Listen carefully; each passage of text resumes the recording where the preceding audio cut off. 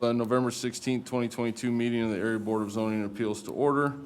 Currently, we have 6 members present out of a 7-member board. If you would like to have your petition heard by all 7 members, if you could get up and let Shelley know ahead of time. And we'll note for the minutes that we have 4 members who are present in the room, and members Joe Valman and Lance Roche are present electronically on Zoom. Thank you. If you'd like to have your petition heard by all 7 members, please let the staff know, and we'll table your petition until the next meeting when we have more board members in attendance. The Area Board of Zoning and Appeals meeting is being held in person and virtually on the 4th floor of the council chambers of the county city building with Zoom, video, and phone teleconferencing options available as posted on our website, sjcindiana.com/agenda sender. Regarding public comment, we will first ask for any public comment from those sitting in the chambers, then call on members publicly attending remotely. If a member of the public attending remotely wishes to participate in the public comment portion of the meeting, you should indicate this by using the raise hand function in Zoom and/or by messaging the host in the chat function. Please clearly state your name and address for the record. We ask that board members state their name when making a motion in a second. Lastly, please silence your cell phones so that they do not disturb the meeting. Shelley, can we have roll call, please? Mr. Tavernier? Here. Mr. Hawley? Present. Mr. Moffett? Mr. Ritzma? Here. Mr. Roush? Here. Mr. Schaefer? Here. Mr. Velman? Here. We have 2 present, 2 on Zoom, 4 present. Correct. Petition number 1. Location 52280 Filbert Road. Owner Eric Stanton. Requested action, variance number 1 from section 154.070 sub C 1A 1 to allow a detached accessory structure building area of 2,664 square feet where a maximum of 1,404 square feet is permitted and 2,214 square feet was previously granted for the construction of a garage. Zoning R Single Family District, County. Shelley, could you click on the PowerPoint, please? Good afternoon, Carl Brown Grimm, Area Plan Commission staff. Staff recommends denial of the variance. The petitioner is seeking to construct a 60 by 30, 1,800 square foot accessory building on an empty lot adjacent to the petitioner's home. These properties are lots 32 and 32A of the Ringen Replat subdivision. They are zoned R single family residential. This property may look familiar to some of you, as the petitioner came before this board on December of 2021 to request a similar detached accessory square footage variance. At that meeting, he was granted the ability to construct what was then planned as a 30 by 45 foot or 1,350 square foot detached garage. As it stands currently, the petitioner is permitted to build 2,214 square feet of total area for detached structures and is now asking for 2,664 square feet. Here's the proposed site plan. The width and the height of the garage has been expanded from what was approved by the board last year. Here's a view of the property and the current existing detached accessory structure. Another view showing the scale of the property. This is a view showing the proposed structure location, and there you can see another existing detached utility shed. This is the rest of the neighborhood looking north on Filbert Road and looking south on Filbert Road. Turning to the state criteria, approval may be injurious. The proposed garage is larger in both height and area than the existing single-family home and is out of character for the surrounding area. Approval may also affect the adjacent property values, as the scale of the proposed accessory structure is again out of character for the area, and having a non-living space structure that size may affect surrounding property values. Finally, there are no practical difficulty in the use of the petitioner's property. The petitioner was already granted ample space to build a 2-car garage, and there are no significant features with the property that would suggest that more space is warranted. I'll take any questions you have.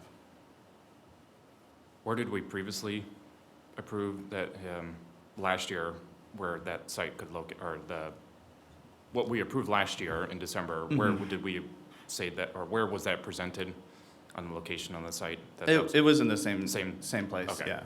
So same site, just bigger now. Just Okay.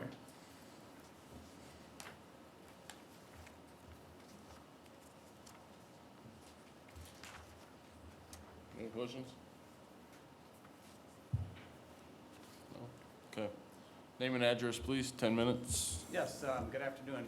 My name is Eric Stanton, 52280 Filbert Road, Granger, Indiana. Mr. Stanton, can you talk into the microphone a little bit? Oh, yeah. Sorry about that. Thank you. That better? Much better, thank you. Okay. You want to tell us what's going on, or why you decided you want to go for a second variance, or? Can I, like, get up and point at the screen at spots, or? Yeah, okay, oh, yeah. Just tell me what you'd like, okay. I would say probably the drawing. Back up. Or the overhead shot of the lot of the two together. Okay, that's perfect. So currently, you can see the driveway coming up to the existing house and the garage behind. I'd like to keep both of those there. There's a shed in the back that is included in the total footage that I'm going to be having. And I'm going to eliminate that shed. And in the center of the lower square, I propose to build a garage just about in the center.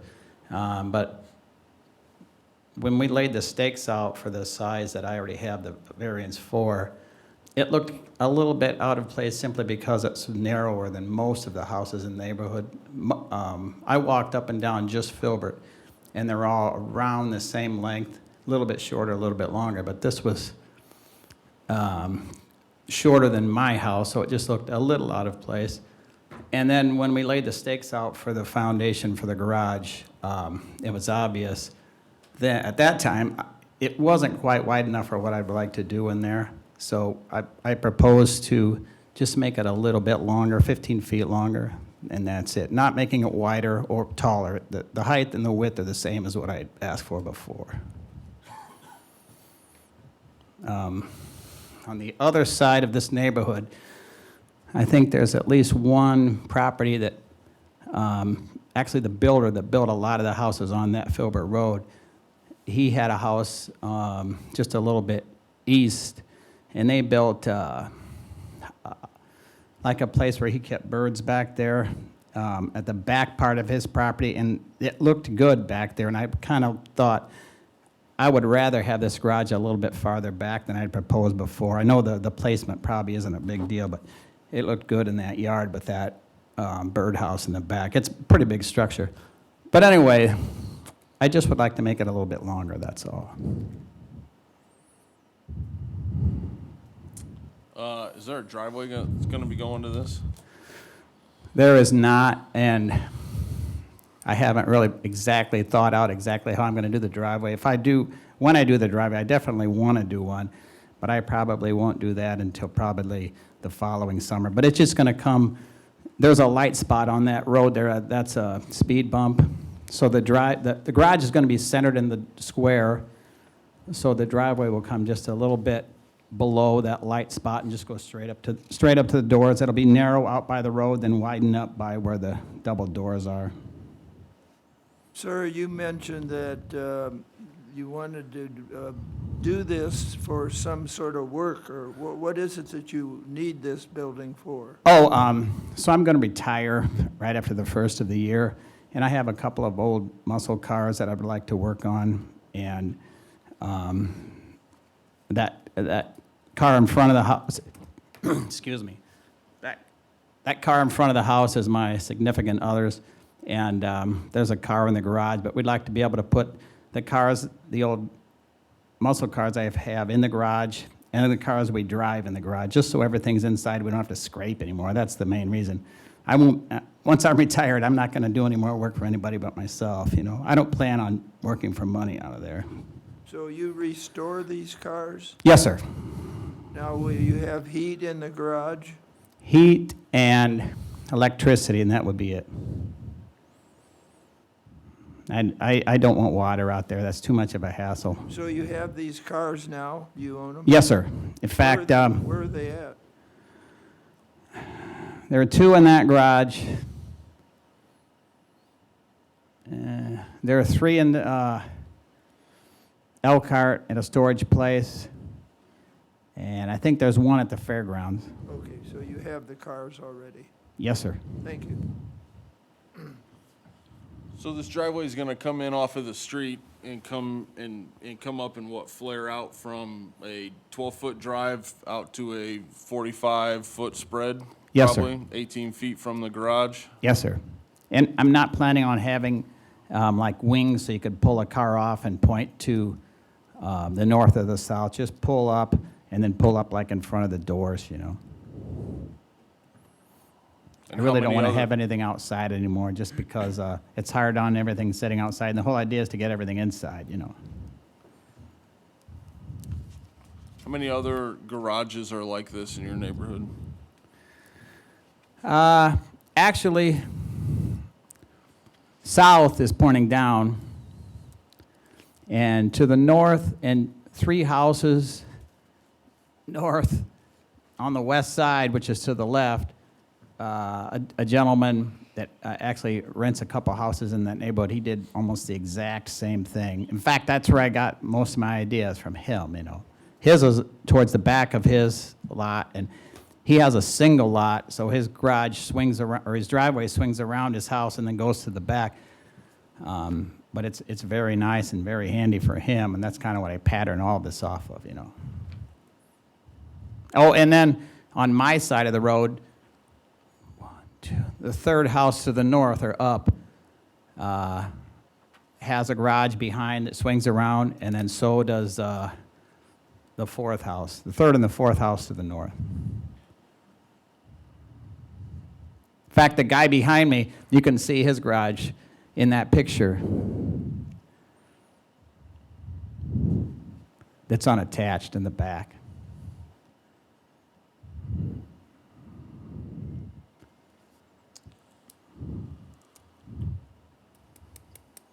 I just had a couple of questions for clarification. So without a real good site plan, you're going to have the garage the same distance back from Filbert that your current house is that correct? I propose the garage to be in line with that unattached garage at the back of the lot. But you're trying to make it look like the houses on the rest of the property, so I don't quite understand why you want to set it all the way back then. If you're trying to make it look like the houses by the sheer size of it. then I it want it should at the be back same so- line then. I want it at the back so I can see it. So if it's even with the house, I can't really see it, you know. Gotcha. And you referenced the house behind you has a garage behind it. You already have a garage behind you, so you're proposing a second one in addition to that. I don't see anything else like that in your neighborhood. Can you be more specific about what you're referring to with that other gentleman's garage that you base yours off of? Can you pan out from that picture?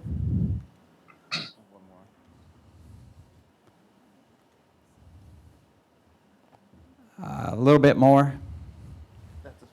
Okay, as mentioned, that Filbert Road, before all the other houses were added, it was a neighborhood that went north, east, and then south back out to State Road 23. And the house I previously mentioned with the birdhouse, that guy that built a bunch of the houses in that neighborhood, that's how his is. He's got an empty lot next to his house, and that's where he built his birdhouse.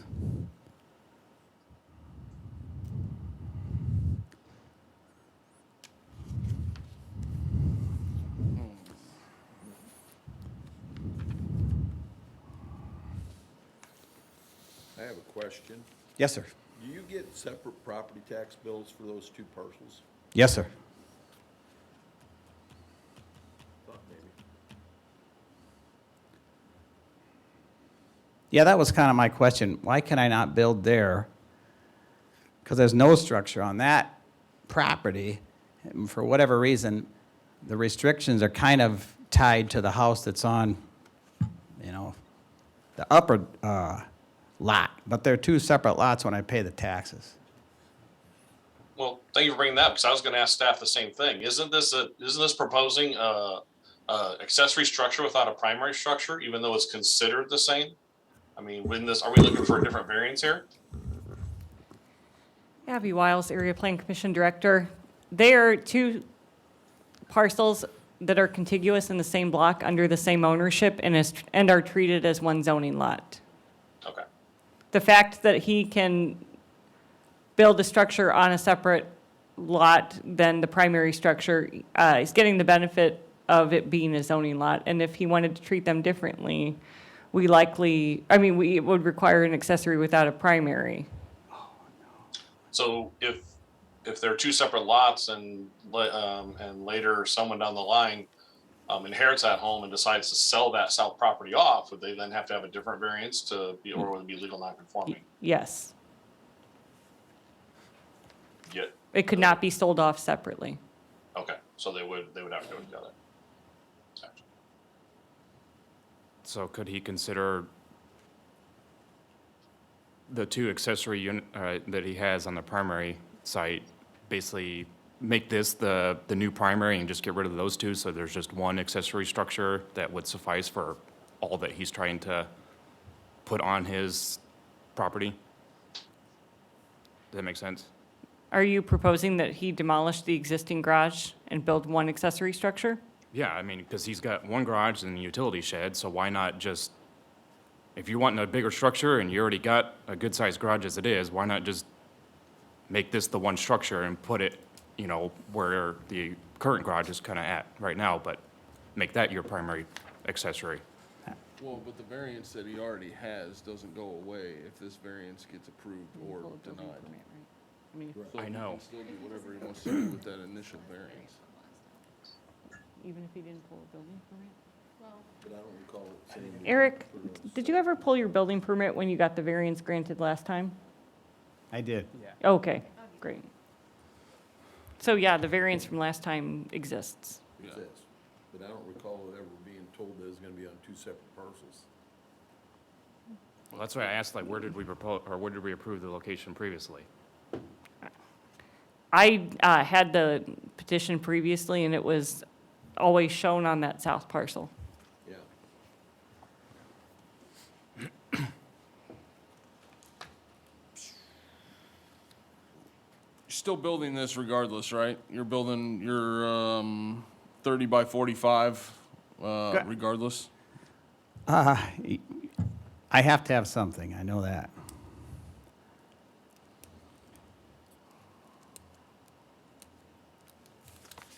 Man, it just doesn't fit.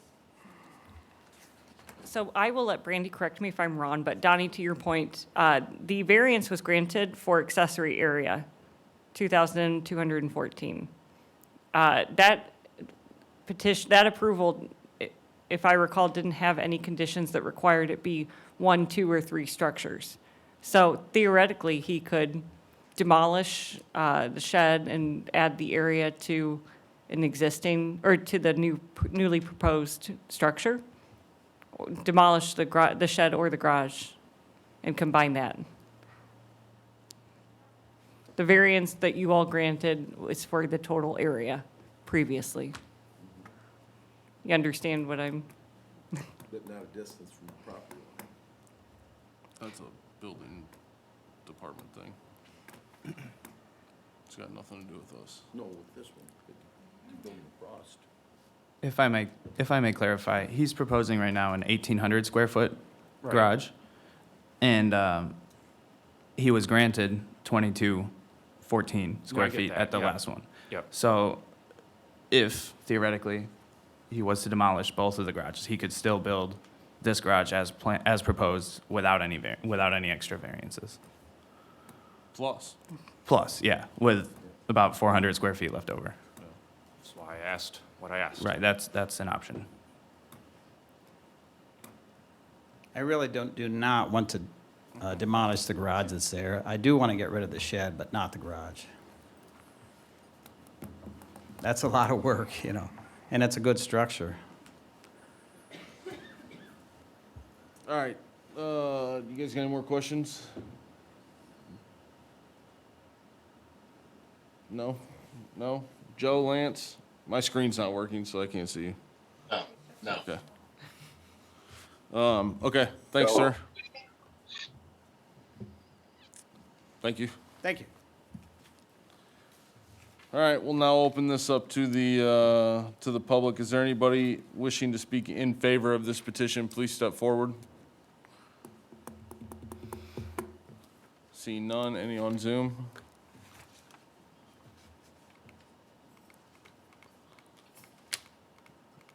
See none. Is there anybody that would like to speak against this petition? Please step forward. Seeing none. Any on Zoom? Seeing none. Public portion is now closed. You guys got any more questions? Or I'll take a motion. Mr. Chairman, while I'll be the first to appreciate anyone wanting to rehab cars and have a space to do it in, I believe that the proposal doesn't really fit within the rest of the neighborhood. And viewing that as I drove through, no one really has a structure of this magnitude or with where it sits adjacent to the other houses. So I would make a recommendation to deny the variance as requested. Donnie Ritzma, I'll second. Okay, motion and a second. Mr. Hawley? Yes. Mr. Roush? Yes.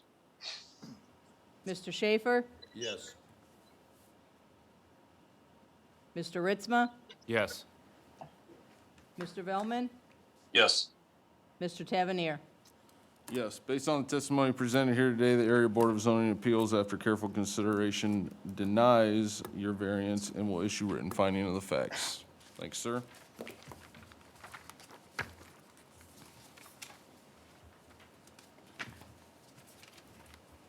Number 2. Location, 10426 Vestula Road. Owner, Sherry Sellers. Requested action, variance number 1 from section 154.107 sub C2 to allow a side east yard setback of 2 feet where 6 feet is required for a proposed detached garage. Zoning, R single family district, county. And I believe Ms. Sellers is online. Yes, hello. Carl? Okay, Carl Brian Yes. Grimm. Oh, sorry, I'm going to give a presentation, and then you'll have an opportunity to speak, Ms. Sellers. Thank you. Carl Brown Grimm, Area Plan Commission staff again. Staff recommends approval of the variance. The petitioner is requesting to build a 24 by 24 detached accessory garage 2 feet from the east property line. This property is located in Osceola and is zoned R, single family. The lot is only 50 feet wide and had a 12-foot alley that was recently vacated, adding to the length of the rear yard. They are only requesting a side yard variance today. This is a site plan of the proposed garage showing the 2.5-foot setback, as well as the existing septic system that prevents the petitioner from locating the garage further west on the property. Here's a view of the property from Vestula Road, and we can see the approximate location of the garage as well. This is Vestula Road looking east and looking west. Turning to the state criteria, approval will not be injurious to the public. Allowing the petitioner to build a 2-car garage will allow for the safe storage of property that may otherwise be stored outside. Approval will also not affect adjacent properties. The proposed structure will be sufficiently screened to the east by existing fence and tree cover. And finally, strictly applying the zoning ordinance in this case would result in practical difficulties. As we have seen, the petitioner's lot is only 50 feet wide. The relatively narrow lot, combined with the existing location of the leach field for the septic system, leave little width for construction of a quality accessory structure that conforms to the setback requirements of the zoning ordinance. And I will take any questions you have.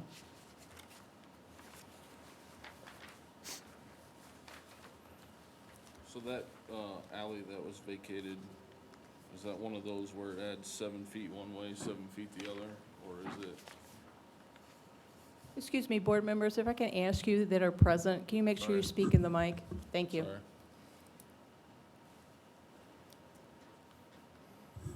Generally, that's how vacations work. I think it's Which one? The land is landlocked in the back. Hang on one second, ma'am. Oh, sure. Oh, it looks like 12.5. It might have been a 25-foot alley, and it was vacated 12 and a half, 12 and a half. You guys got any questions? No, Mr. Chairman, not at this time. No, Mr. Chairman. No, Mr. Chairman. I can't stand any of you. All right, ma'am. Name and address in 10 minutes, please. You need my name and address? Yeah, name and address, and then you got 10 minutes. Oh, okay. Sherry Sellers, 10426 Vistula Road, Osceola, Indiana, 46561.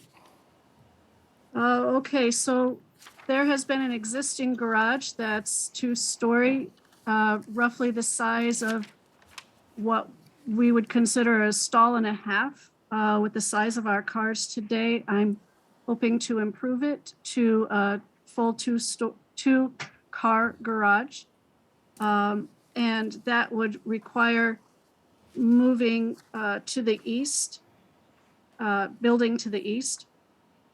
And I checked with my neighbor. She might be present. She sent a text message stating that she was okay with that as long as I didn't plant any trees.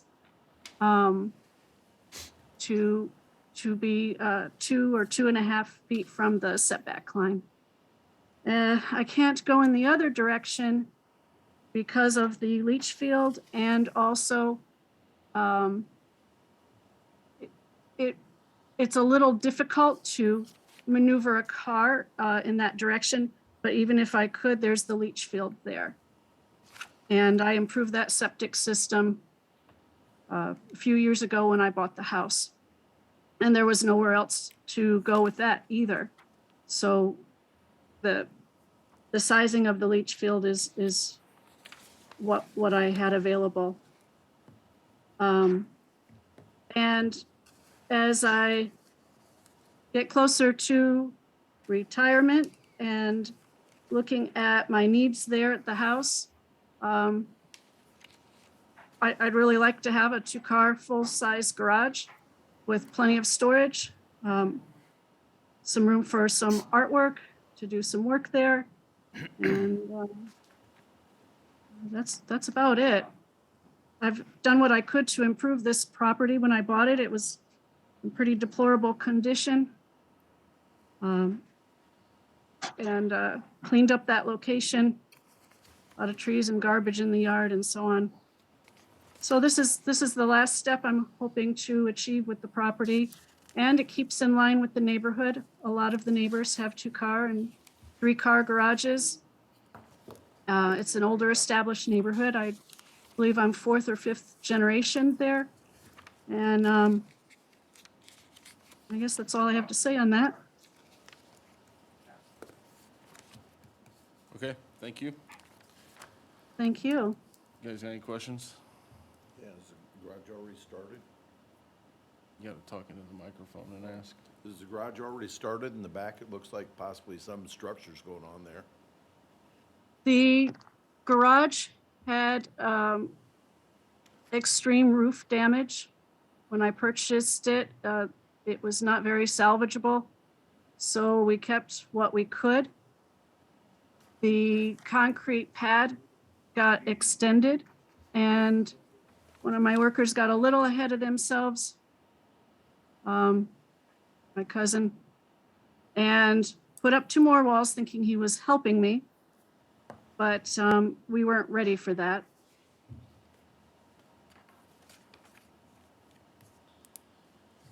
So this is Joe Bellman on Zoom. You noted in your explanation, the existing garage is a 2-story structure. Are you going back in with a 2-story structure as well too? Or is it gonna match the roof line of the existing house? What's it gonna look like? The existing house is actually 2 stories. And yes, I'd like to replace with a 2-story structure as well, or story yes, a two-story would be applicable. I just asked because there's no height variance requested, and I don't know, staff maybe will tell us, is there a height restriction in this area of what, 14 feet maybe, or 16 feet?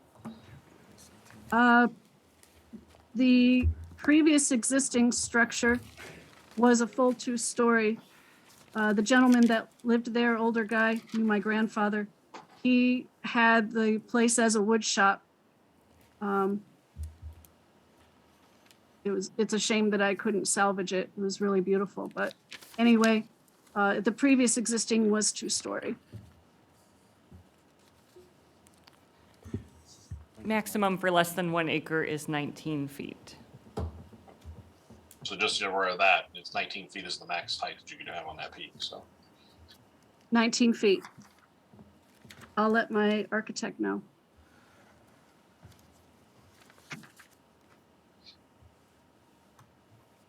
And you said your cousin was doing this or something like that? Is he a licensed contractor? We have family members that have jumped in to help me. Was there a permit pulled? Not yet. I was told that, well, I tried to pull a permit, but I was told I needed the variance first. So are you planning on pulling the permit yourself, or are you? Yes. Okay, Yes. that's all I got. Anybody else got anything? No. Joe? Nope. All right, thank you. Thank you, ma'am. Thank you. We'll open it up to the public. Is there anybody that would like to speak in favor of this petition? Please step forward. Seeing none. Any on Zoom?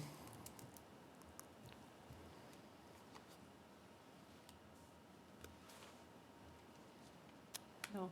Seeing none. Is there anybody that would like to speak against this petition? Please step forward. Seeing none. Any on Zoom?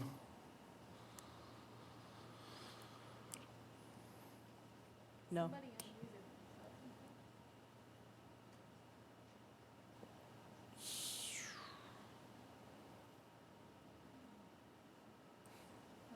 No? No. All right, seeing none, public portion is now closed. Guys got any more questions, or I'll take a, Bob Hawley, I'll make a motion to approve the variance as requested. Sid Schaefer, I'll second that. motion and a second. Mr. Ritzma, Yes. Mr. Roush, Yes. Mr. Velman, Yes. Mr. Schaefer, Yes. Mr. Hawley, Yes. Mr. Tavernier. Yes, based on the testimony presented here today, after careful consideration, the Area Board of Zoning Appeals will grant your variance and will issue written findings of the facts. Thank you. Thank you. Thank you so much. Screwed that up. Number 3? Location 62995 State Road 931. Owner Braxton D. Smith.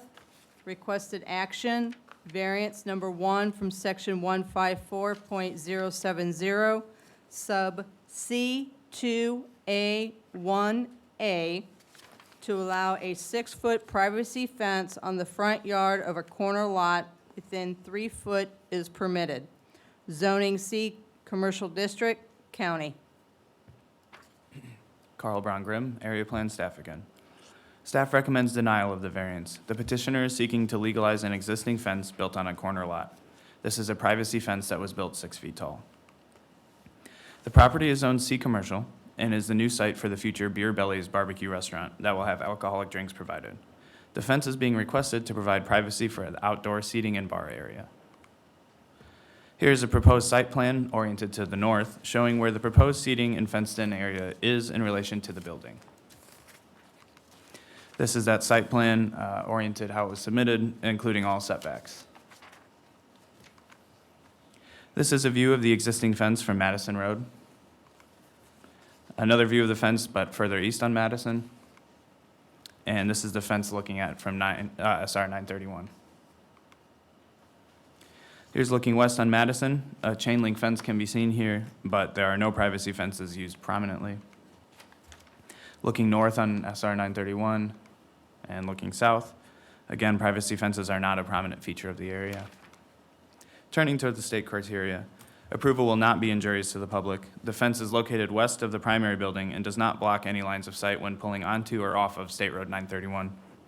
Approval may affect the value of adjacent properties. As we have seen, the use of this privacy fences in neighboring properties is sparse, and none are as prominent and as visible as this fence is. And finally, the strict application of the terms of the zoning ordinance will not result in practical difficulties, as the building itself, combined with the legal fence size in the rear of the property, allow for the over 75% of that seating and bar area to be screened adequately. Removing the required 3 feet in height from the south and east portion of the fence to the building line will not significantly increase exposure from the bar to the public. And I will take any questions. So if it was chain link, you wouldn't have an issue? If it was chain link, it could only be 5 feet in those, or 4 feet rather, in those areas. Apologies.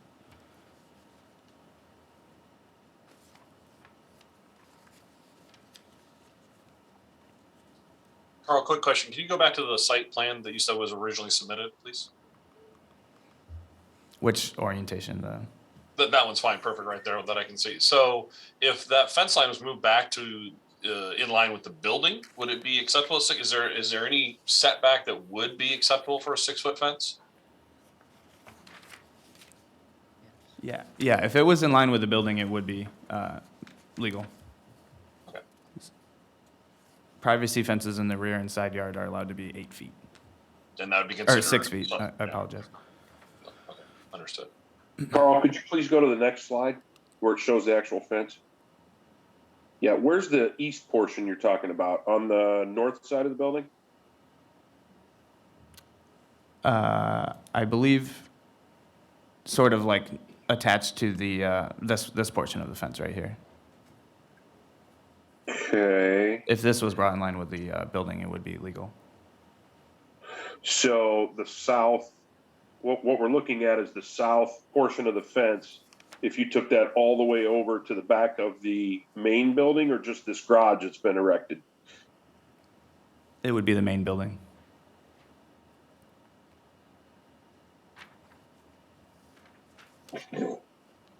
Okay.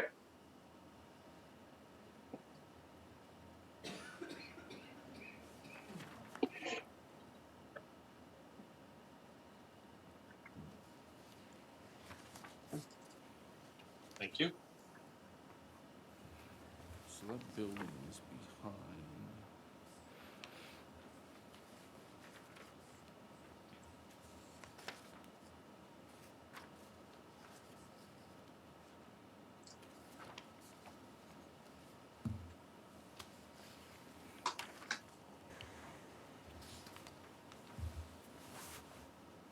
So the site plan that I'm looking at doesn't have that building on it, correct? The garage, Yeah.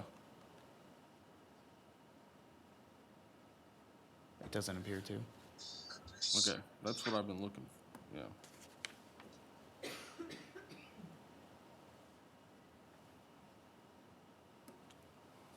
Okay.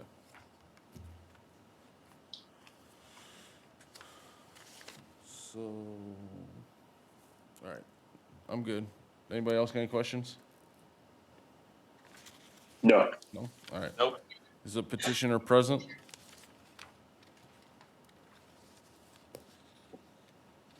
Maybe on Zoom? I don't see him in the gallery.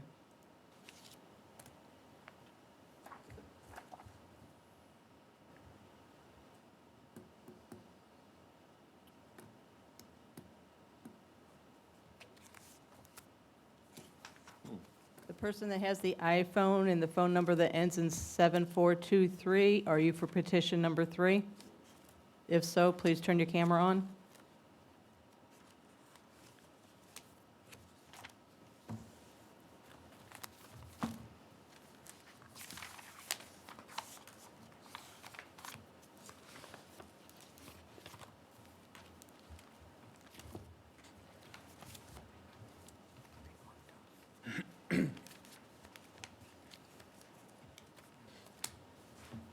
we only have two options, right?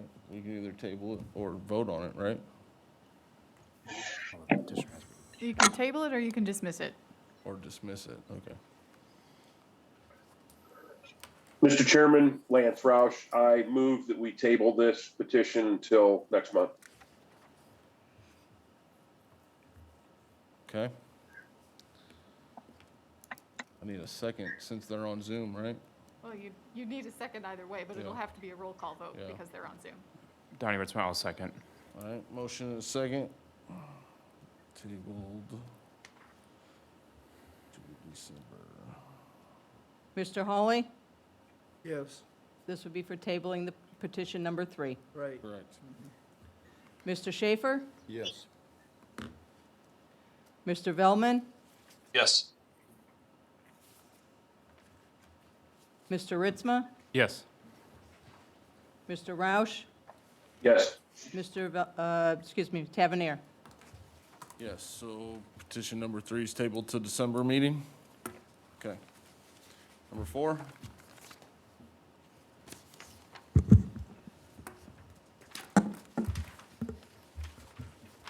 Location, 53872 Beach Road.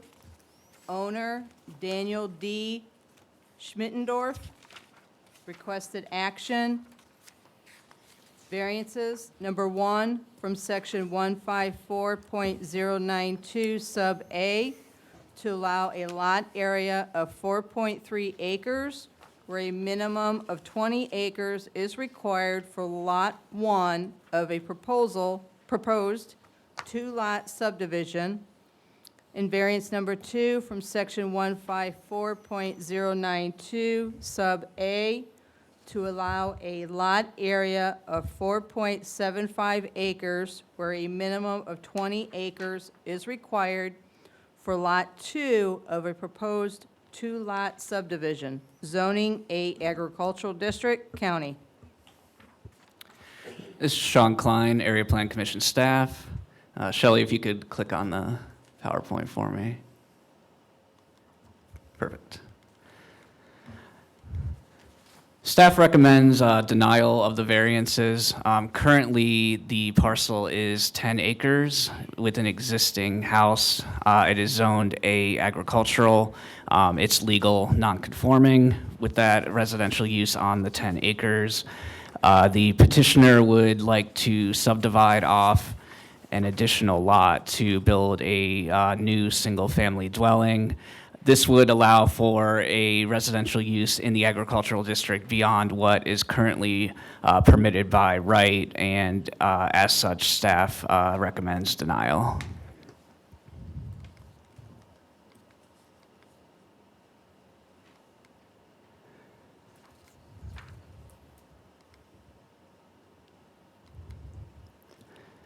Turning to the 3 criteria found in state law, the approval will not be injurious to public health, safety, or morals, but it could be adverse to general welfare as the collective effect of allowing additional residential uses in the agricultural district due to the residential character they establish, and the increased traffic could undermine the value and viability of agricultural land in the area.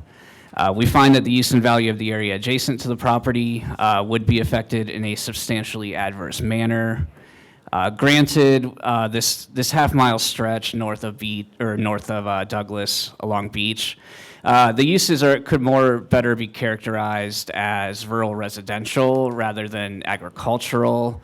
However, even taking that into account, 10 out of the 14 parcels in that half mile have 7 acres or more. What the petitioner is proposing here is lots that are under 5 acres, so it's still not really in keeping with the established character.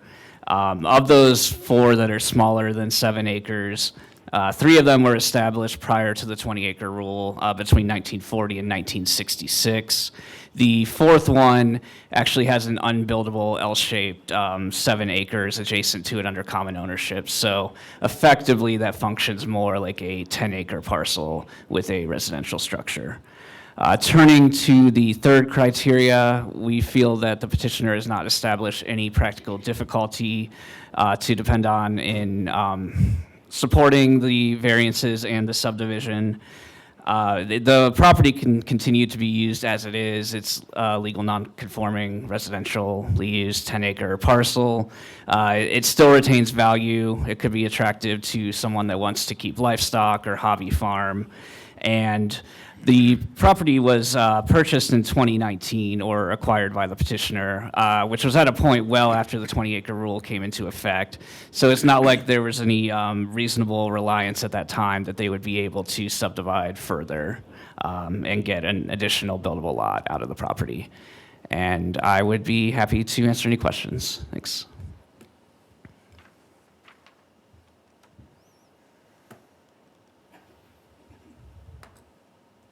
Joe, Lance? I have none. Anybody else? No. Terry? Terry Lang from Lang, Feeney and Associates and part of the Whiteman family. Represent the petitioner, Mr. Schmittendorf. All of the items that the staff had recommended are based upon it being an agriculturally zoned agricultural use. If you'd go back to the aerial, please, it would be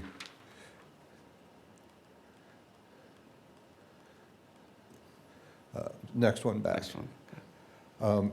If you see, here's the parcel indicated. If you had the entire section shown right there, all of these lots along here and along here are 5-acre lots.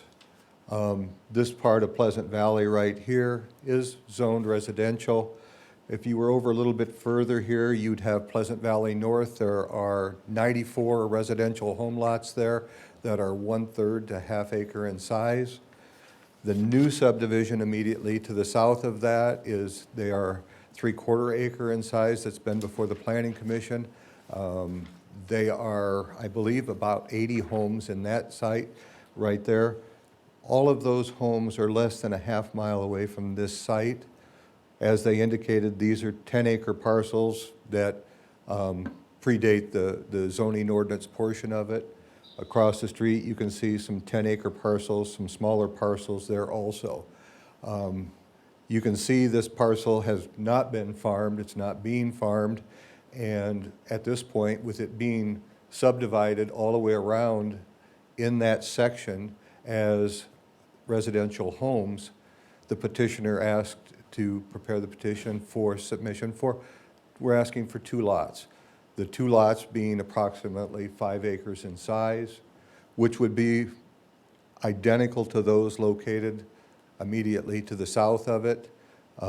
Obviously, we would have to go through the subdivision process, get approval by the health department for that. You know, the other alternative would be to rezone that piece to residential. We are not contiguous to anything that would justify a rezoning. It would be looked at as a spot zoning in the agricultural district. If you look out here, the nearest agricultural use property is the tilled ground approximately a 1/4 mile to the west of there. So we're not doing anything that the rest of the residents in that area are currently using in there. And that's the reason for the petition before you. Okay. Anybody got any questions?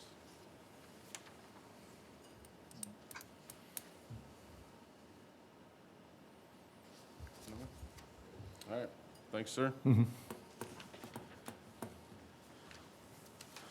We'll open it up to the public. Is there anybody that would like to speak in favor of this petition? Please step forward. Seeing none. Any on Zoom?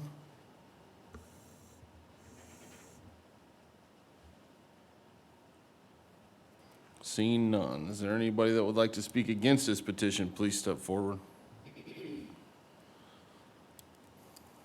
Seeing none.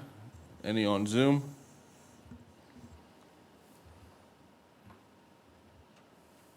No. Seeing none, public portion is now closed. You guys got any final questions? Or I'll take a motion.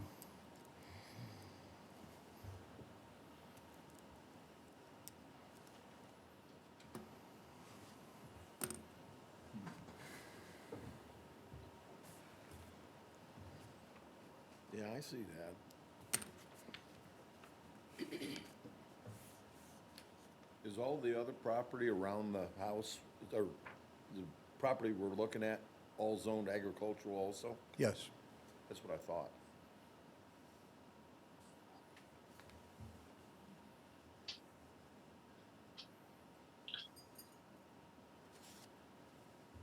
Mr. Tavernier, while I appreciate Mr. Lang's contention about the subdivisions that surround this area and the size of some of the surrounding parcels, I believe this would be just a little bit too much out of the character of this area to allow this zone to go through. So I'm going to make a motion to deny the variance as requested.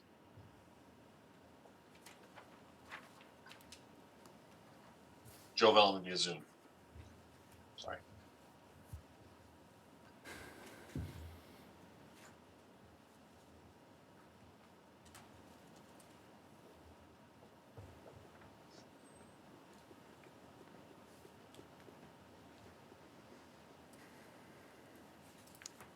Anybody want a second?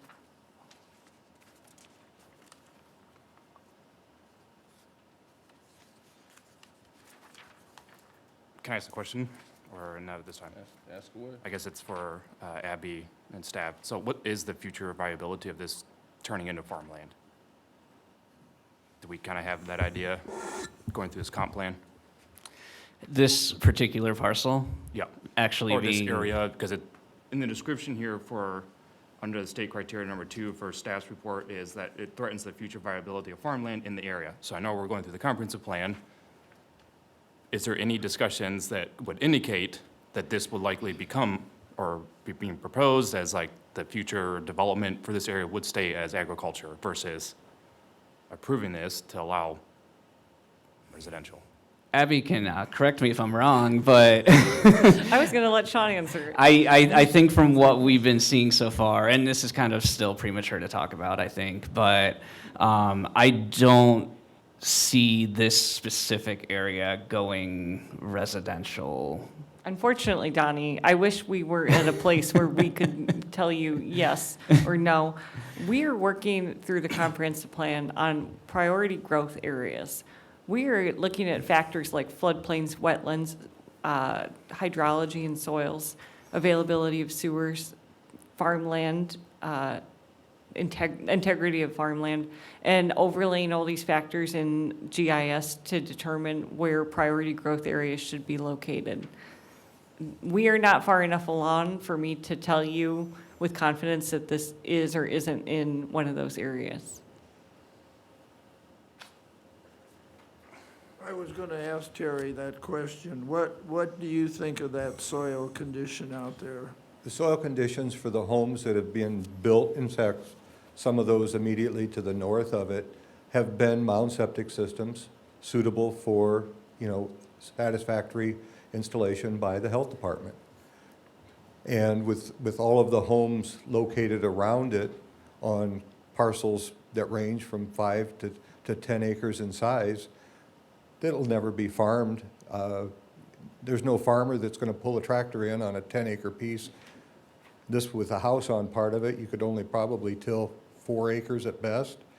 Mr. Schaefer is a farmer. He can tell you there's no way a farmer would even lease that for tillable property. It's true. They drive right by. Okay, so we have a motion on the table right now. Does somebody else want to make a, Died do we for want a to, lack do of we want to second. die? And does somebody else want to make a different motion?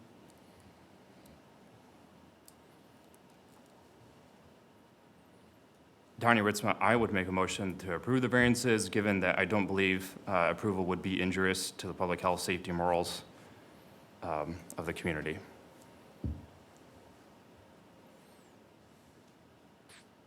Lance Roush, second. Zoom. Motion and a second. Mr. Hawley? I'm going to say yes because it is a unique situation, and I think it's probably going to be just sitting there for years to come, and nothing's going to happen. So I'm in favor of it. Mr. Schaefer? I'll comment like Bob did and say, I'd say yes, but I think should be smaller lots. They should make it into 2 or 3 lots and not just one. It's yes. Can you just say yes? Yeah, just say yes.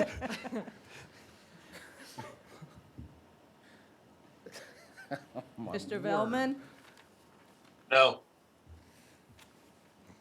Mr. Ritzma? Yes. Mr. Roush? Yes. Mr. Tavernier? So I will also say yes due to, this is one of those sticky situations that I believe the property will indeed sit there and just go to waste. So my vote is yes. So based on the testimony presented here today, the Area Board of Zoning Appeals, after careful consideration, grants your variance and will issue written findings of the facts. Thank you. Thanks, Terry. Number 5. Address 12657 State Road 23 Highway, an unaddressed abutting parcel to the east. Owner RJR Properties, established 2022 LLC. Requested action, variance number 1 from section 154.182 sub C1 to allow a 0-foot yard setback when 40-foot is required for an existing structure. Variance number 2 from section 154.423 table 154-6 to allow for 19 parking spaces when 37 are required for office.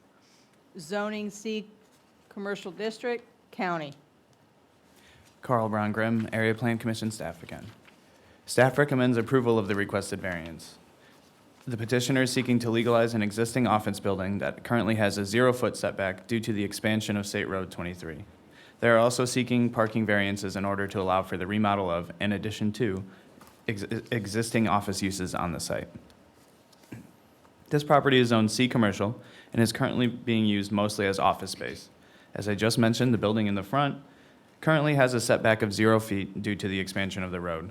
The 2 accessory buildings to the north will be removed, and the new building will be constructed on the vacant lot along Herbert Street. This is the proposed plan for the site, showing the additional building to the east of the current building and slightly expanded parking.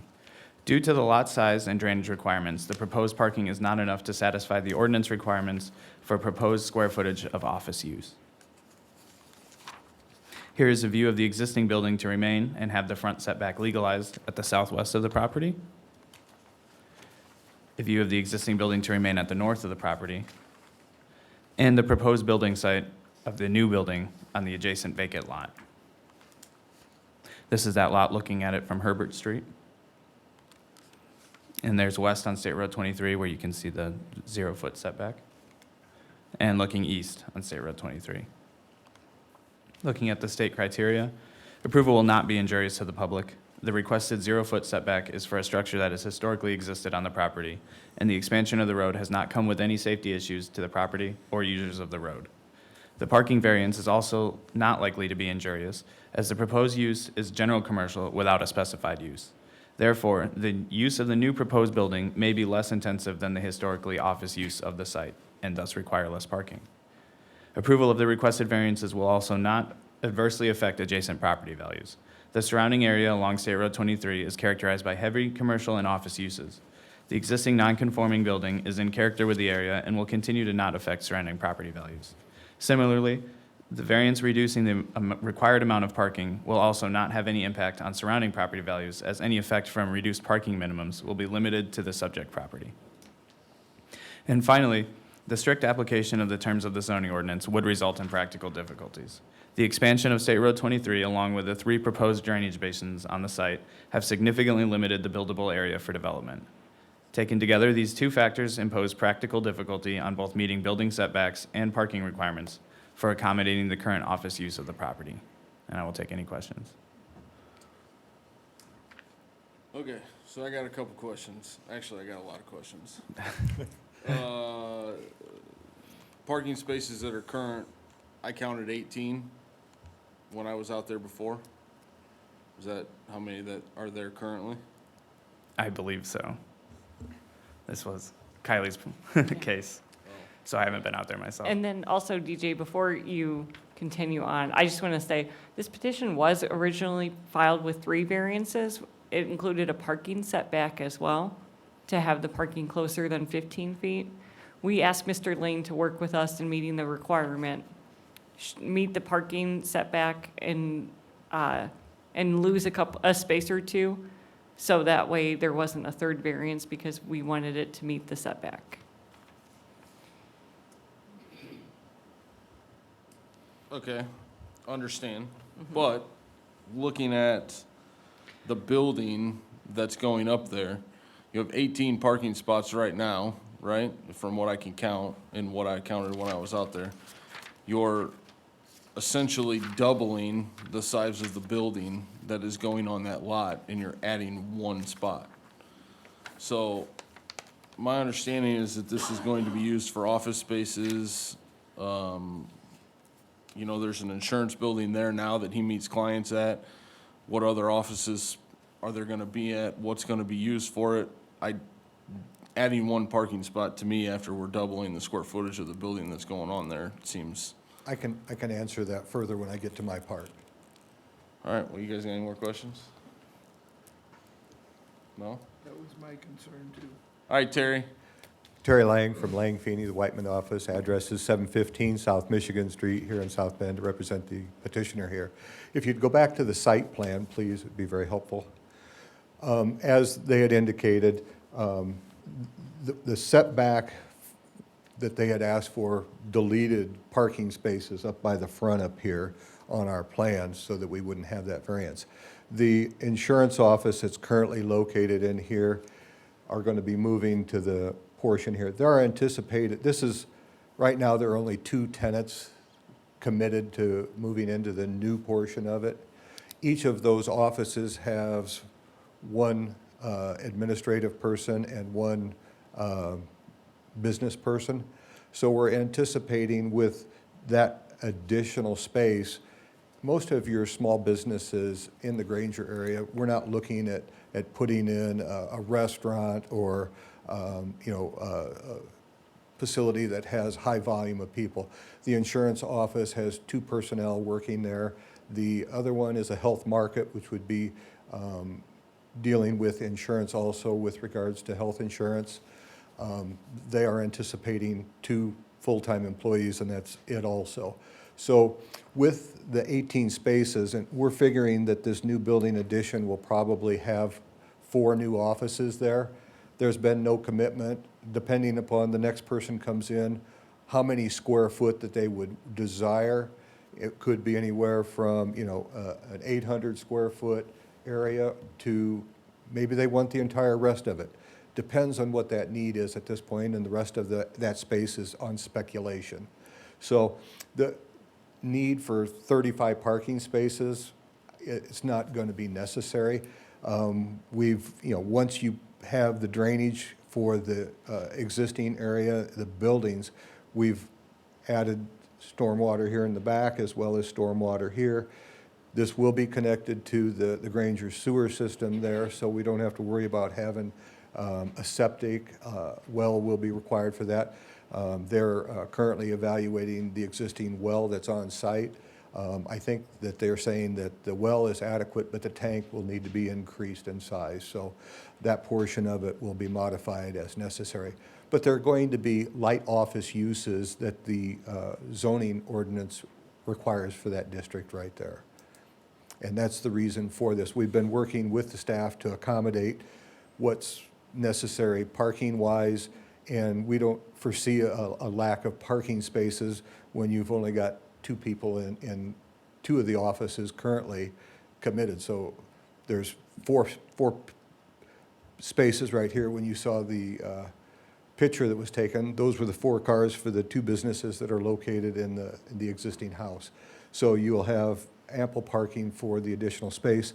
Once these accessory buildings are allowed to be the extension, those will be coming down, and we'll be taking those parking spaces and moving those over to the appropriate setback on that side right there. I tried to put a pattern of some additional spaces located in the center, and it doesn't allow the use of people going two directions in there, and it was more of a problem. And I think the staff had tried to play with that also and couldn't find a way to get any additional spaces. So it's the maximum use space-wise of the parking facility right there. So, and that's the reason the petition is before you. We've been working closely with the staff to meet all of the requirements that we can and still have nice additional office space located in the downtown Granger area there.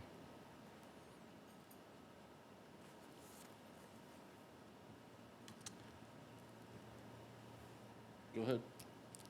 You got nothing? All right, so, the insurance agent that's in there now, he's got two staff plus It's himself. him and one, And then the health markets that's going in there has exactly the same. One Per- person or and administrative, person and yes. person? Yep. Okay.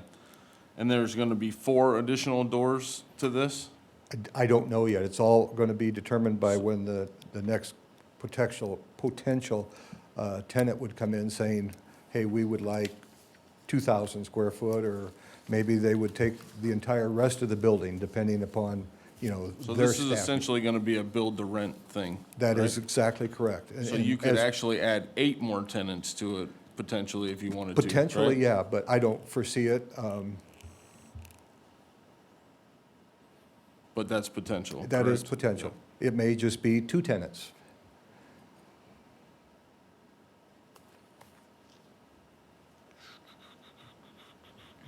What's the square footage of the building that's being added? That's a,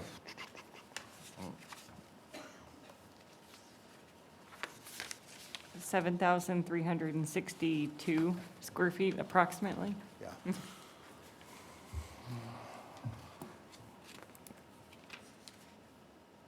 what'd you say, 7 what? 7,362 rounded up.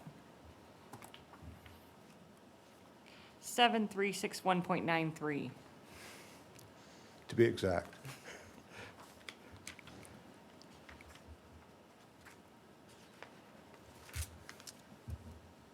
I personally just think 19 spaces is a little low for the amount of square footage of a building that's gonna be there, for the potential that could go in, but that's just my opinion. Does anybody else got anything? I'm just confused on, the requested action says to allow for 19 spaces, but the notes in the site plan says 21 will be supplied. And then if you count the spaces on the actual site plan as drawn, it's 21. And that was the staff's recommendation, to take those 2 spaces back because of that area by the highway right there, Okay, I missed that part then. We have a required 15-foot setback for parking. Okay, sorry. which we're willing to comply with.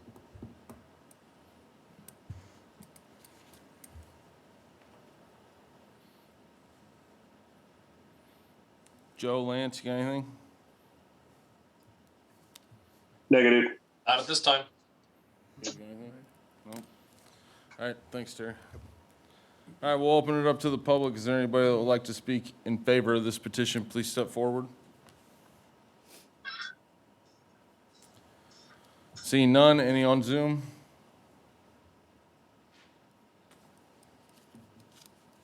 No. Seeing none, is there anybody that would like to speak against this petition? Please step forward. Seeing none, any on Zoom? Yes, we're not in favor of this parking petition. And this is Mark Reynolds of M&L Financial to the west of the building. I can't understand her. What'd she say? It's Miss Reynolds. Are you, We're to the are you left wanting of to, the- are you wanting to speak against the petition? I am wanting to speak against it. Okay, name and address, please, and then 5 minutes. Mark Reynolds, 12669 State Road 23. And then we currently are to the west of his building. And right now we have trouble with their parking, with his customers parking in their lot already. So if he has, another 7,000 square foot building, there's not going to be any room for additional parking. And they don't care if they block our driveway or, it's just been kind of trouble the last year. So so we are against it. So you're in that house to the west? Yes. Okay, all right, thank you. Shelley, could you go back to the aerial that shows that? Is there anybody else on Zoom that would like to speak against this petition?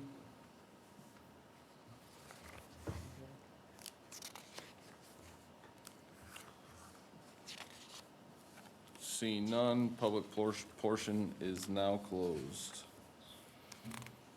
You got, If necessary, to help satisfy some of the problems that there may be existing. This is the first I've been aware of that, but the petitioner could fence that area located along the west property line there to prevent anybody from parking on their part and coming across on the other side.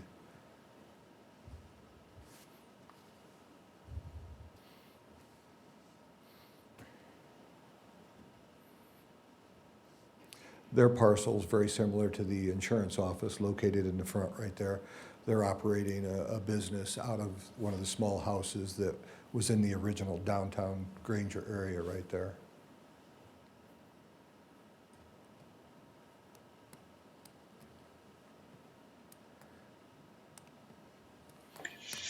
So Marge, are people pulling into your driveway and parking behind that house and walking over to these businesses? Or do they pull into your backyard, so to speak, from their parking lot? We share a driveway, so they do pull in our driveway and then walk over to his businesses. And he had a real estate management company that was upstairs in the current insurance building, which they moved to his back office, which has helped that they moved. But I'm just worried about this happening again when there's no room to park over there.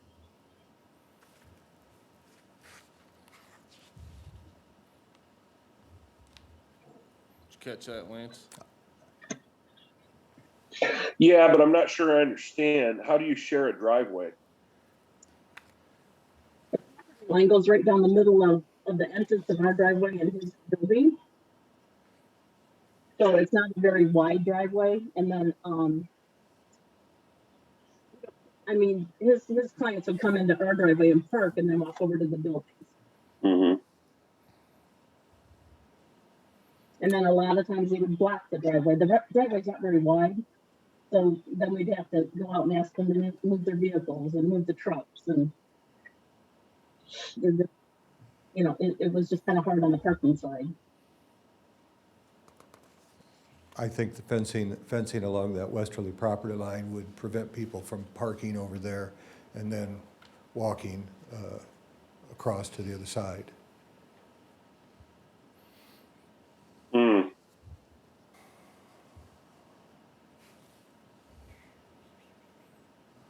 Okay. Yeah, we only have room for about 4 or 5 vehicles in our lot. Okay, thank you. Okay. Anybody else got any questions?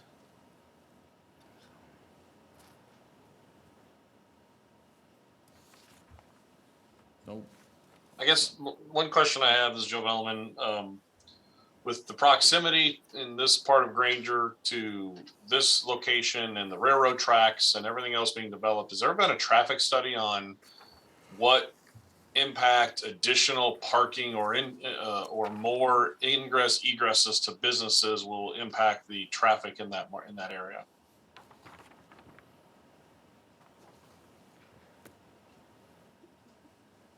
This is Abby. If it is under NDOT right-of-way, any new curb cuts would be reviewed by NDOT. I am not aware of a traffic study that's been done recently for that area. That would be Sky Meadows, our county engineer. I know that NDOT recently put in, sidewalks and handicapped accessibility all along State Road 23 down through there. So obviously, they're very much aware of of the needs of people along there. Otherwise, they wouldn't have made those improvements. But at this time, we're not proposing any additional driveway cuts where we would be utilizing the existing curb cut that's located right there. Yeah, and that's I guess my struggle is you're tripling the amount of square footage effectively. You got a 3,000 square foot building, adding 7,000 more, more parking, more people, less ability to get in and out because of, we've all driven that stretch. It's, to me, while we made the argument last time and that land's going to go, unused, but is this the best use of that land, or is it better to build a bigger parking lot or a different, something different that would be more beneficial to that area? That's that's the question we have to answer, I guess.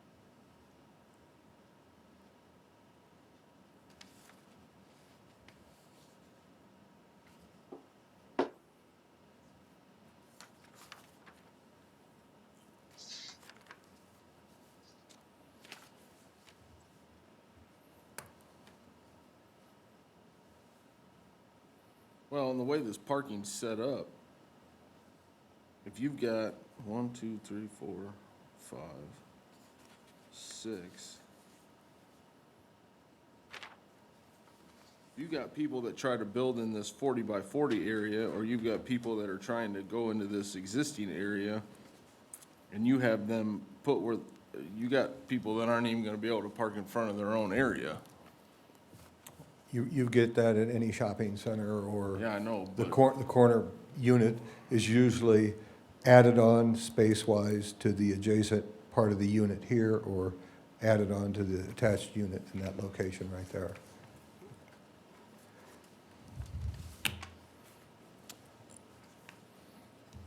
you guys are okay with this?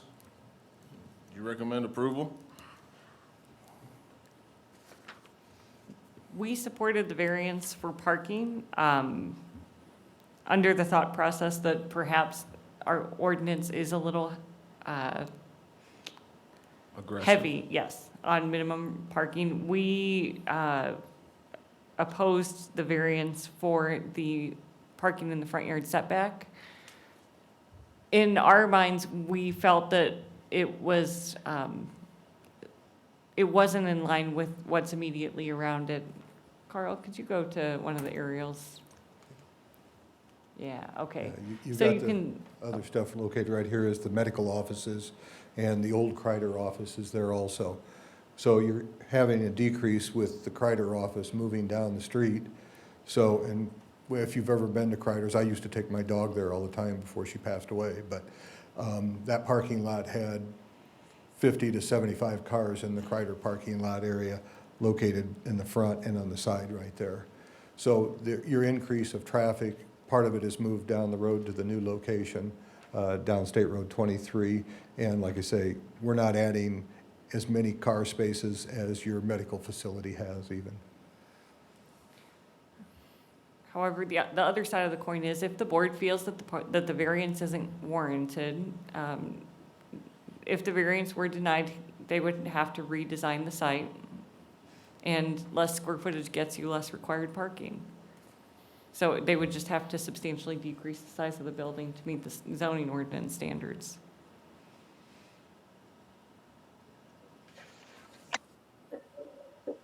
Abby, when you were talking about the parking setbacks, can you go back to the other site plan, the drawing? Yeah. Did that have to do with that front retention area? There's 2 spaces that were eliminated Right in that area. in At front of the- Because it looks like you could have about 5 there. Well, there's 2 less. They were moved to the west of the entrance to meet the 15-foot minimum parking. I think what Lance is saying is if the parking would be extended this direction. Oh, Yeah, all the way out to the sidewalk. Why can't that seems like that's an awful lot of retention area for that, We would for still, that parcel. Lance, to help, we would still have to maintain the 15-foot setback that Abby had asked for on the opposite side of the driveway. So, yeah, we could probably gain a couple of more spaces, 3 or 4 additional spaces, and still maintain that 15-foot that Abby wants to stay away from State Road 23. And, you know, some of that retention area could be accommodated underground. Ah, right. Because you got to have a certain amount of cubic feet or whatever, right? Correct. I like that idea, and I like the fence idea to the west. I mean, I don't want, go ahead. Jerry, Um, on this Herbert Street, do we get a lot of heavy truck traffic down there? That is access that goes back to Universal Forest Products. It's more of the employees driving in that way. The other street located over by the light is more of the main entrance coming in, and it also, the east-west street on the south end of Universal Forest Products is your main traffic flow out of there. But it's mostly the employee parking in there. Most of their lumber and stuff comes in by rail. If you've ever been up in that area, you'll always see, you know, a dozen rail cars parked on the side track right there. No, the only reason I was asking is because of the shrubbery around the retention pond blocking the view. Right. Well, and that was always kind of a problem when it was nothing there. It had just become overgrown with trees and growth over the last 20 years. So, Abby, I got a question. So you'd rather, the houses are, or the office, whatever it is already sitting on a 0 setback, and you're parking, could you go to the aerial, Carl? We felt that the area immediate, other aerial, sorry about that. So we did look at this internally, you know, discussed as a group when writing the staff report. You can see the properties to the south and the property to the east have grass in front of the parking. They have a setback. The parking isn't at the right-of-way. That's why we recommended that they meet that requirement. To not have the parking sitting right on the property line.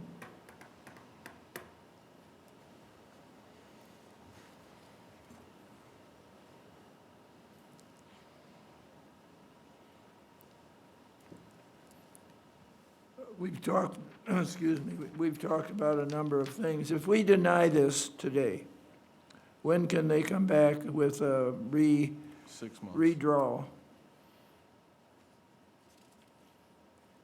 Well, you can amend the petition to the number of parking spaces Yeah, I know. that you think if we would extend that down, you'll gain, you know, 5 more spaces to reflect, instead of, we're not decreasing any further on the petition, and that could still be allowed to be heard today.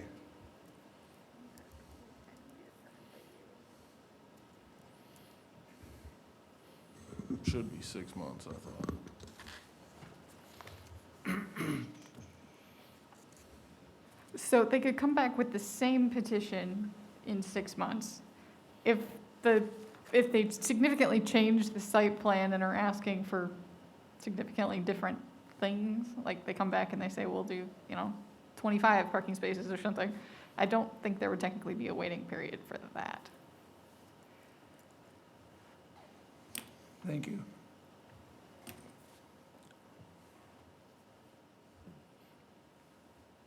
If we denied it, there's no Yes, waiting if you period? denied it.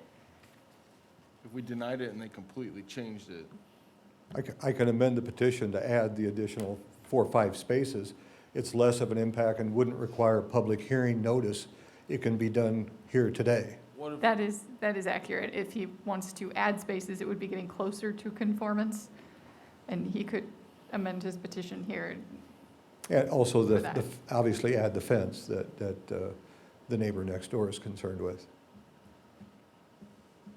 what if we tabled it till next month and asked for additional spots, a different rendering, so on and so forth. You could do that, but if he's willing to amend his petition now to have the additional spots, then all that would really gain you would be a visual picture of what that would look like, I think. And if you go back to the site plan, you can see what the additional, that parking line right there would be extended down 15 feet and across, and those additional parking spaces would be in that area. It would gain you 25% more parking. You'd gain 5 more spaces to the current 19. And that would, I think, greatly satisfy the concern with regards to the parking. It's an extension and stop 15 feet short, the way that Abby desired it to be on the opposite side of the driveway coming in. And we're amenable to that. That soil in there, Terry, is pretty sandy, isn't it? Yes, it is. Yeah. I think it was Lance that mentioned about having those, that retention area, so we could get some more parking in there, and I would be in favor of that. Okay. Who had this one? Sean? Was this yours? Sorry. It was mine, Carl. Yeah, what, with regard to this fence, where could it go? And could it be a 6-foot, or what would the rules be on that? Well, it depends on the type of fence. If it was chain link on the side of the property. I assume we're talking between this one and the neighboring to the east, or to the west, sorry, right? I would Well, say from the back of from the back of the house building up front, along the line and tie in at the southwest corner of the building in the back. And that would prevent walking traffic between parking spaces. I don't want to send anything further forward than that because it would impede the property neighbor next door from being able to easily drive into their parking lot. So it would be just from the building back to the building. So if that was going to be a chain link fence, that could be 8 feet, and a privacy fence would be 6 feet. That would be the developer's choice, what they wanted to do. We can show it on the plan. I'll discuss it with him, and we'll show the amended plan and get it submitted showing the fence and the additional parking spaces to the planning commission then.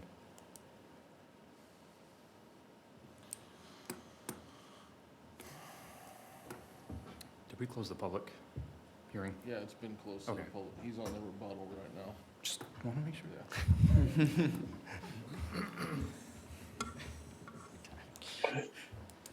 So a motion would include those. So I would like to, since there's so much going on for the second petition, or the second portion of this petition, I'd like to do these separately, do one and one. So let's focus on the 0 setback currently, or right now. Let's focus on this one, get a motion and a second and a vote on that, and then let's do the second after that.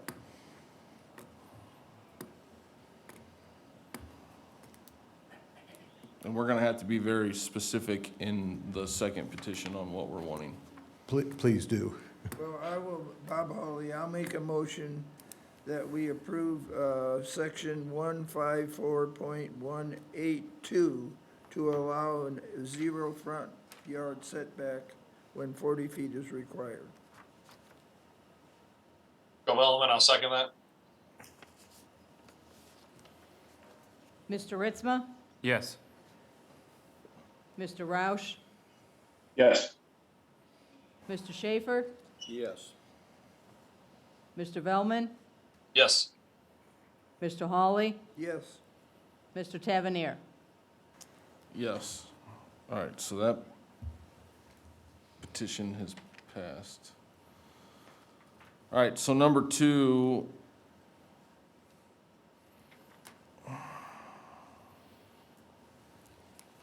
So you can either specify the fence, correct?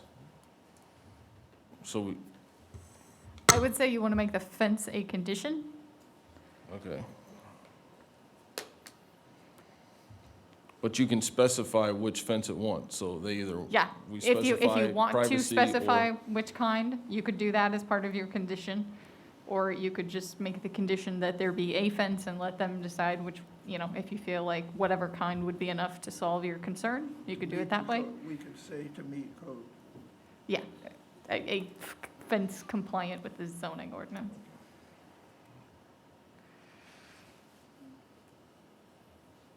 And the amount of parking spaces that we, It would be, if you would be approving it based on the additional 5 spaces, it would be approve the variance as amended to allow for 24 parking spaces where 37 would be required, on the condition that a fence compliant with the zoning ordinance be erected along the west property line, I believe is.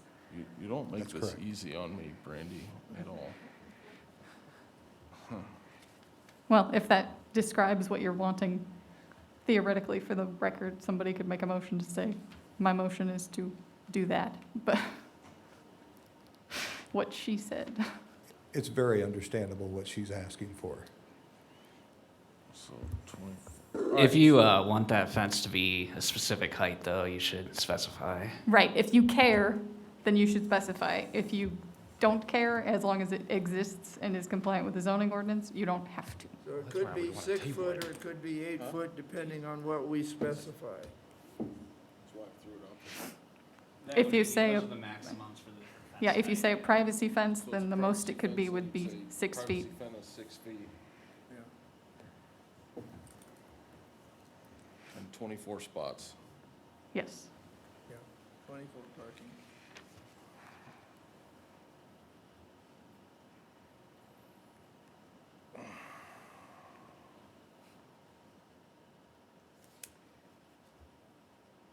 Okay, I need a motion and a second from somebody that wants to mirror Brandy. If they want to. I mean, can I make a motion on this? Well, no, I can't until they don't. Never mind.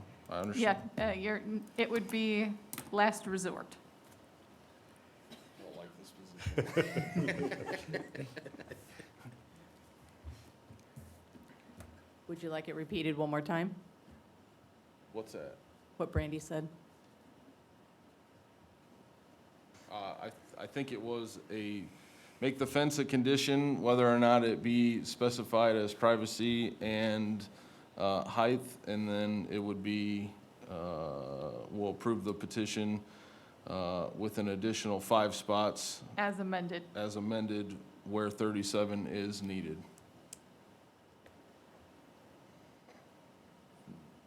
As amended.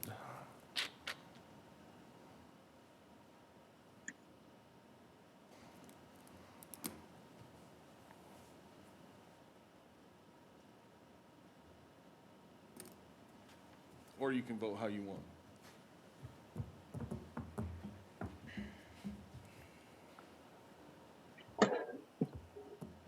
Was that a motion?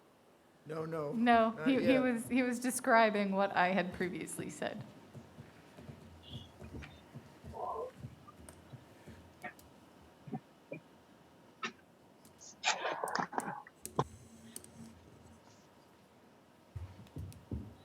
Might give it another 30 seconds and then. I think that's reasonable.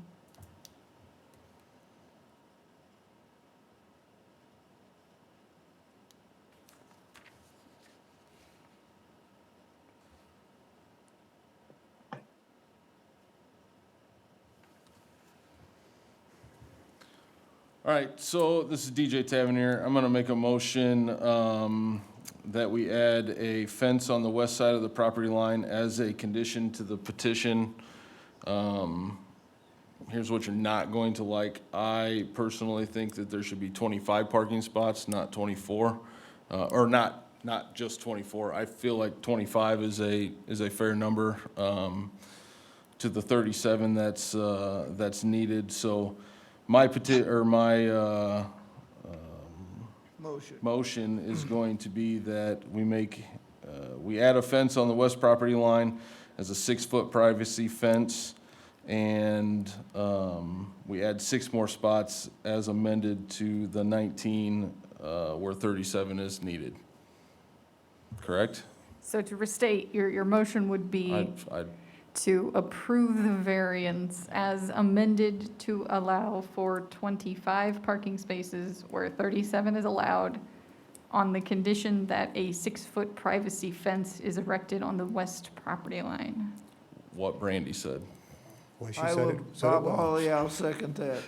Okay. Motion and a second. Mr. Ritzma? Yes. Mr. Roush? Yes. Mr. Schaefer? Yes. Mr. Mr. Velman? No. Mr. Hawley? Yes. Mr. Tavernier? Yes. Based on the testimony presented here today, the Area Board of Zoning Appeals, after careful consideration, finds variance 1 approved, and finds variance, or petition number, or variance number 2, approved on condition, with As conditions, amended. as amended, and will issue written findings of the facts. Thank you. You want this job next year, right? No. Wrong. Number 6. Number 6.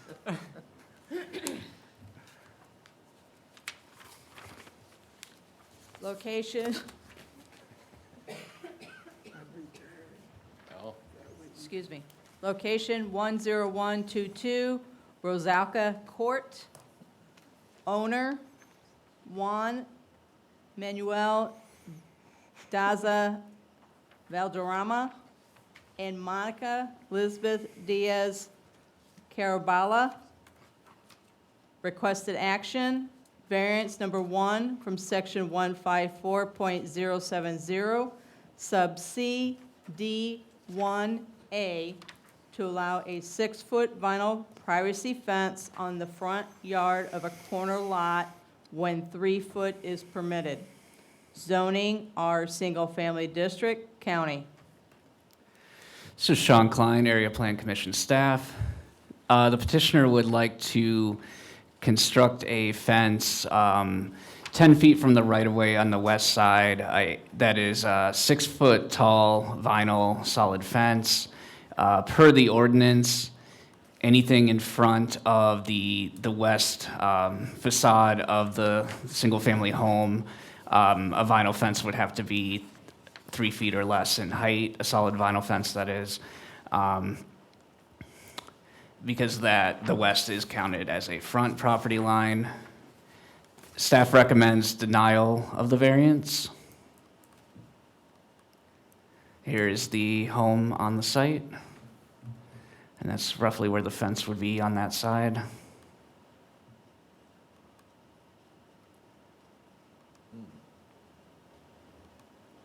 When we turn to the 3 state law criteria, staff finds that the approval would not be injurious to public health, safety, morals, and general welfare.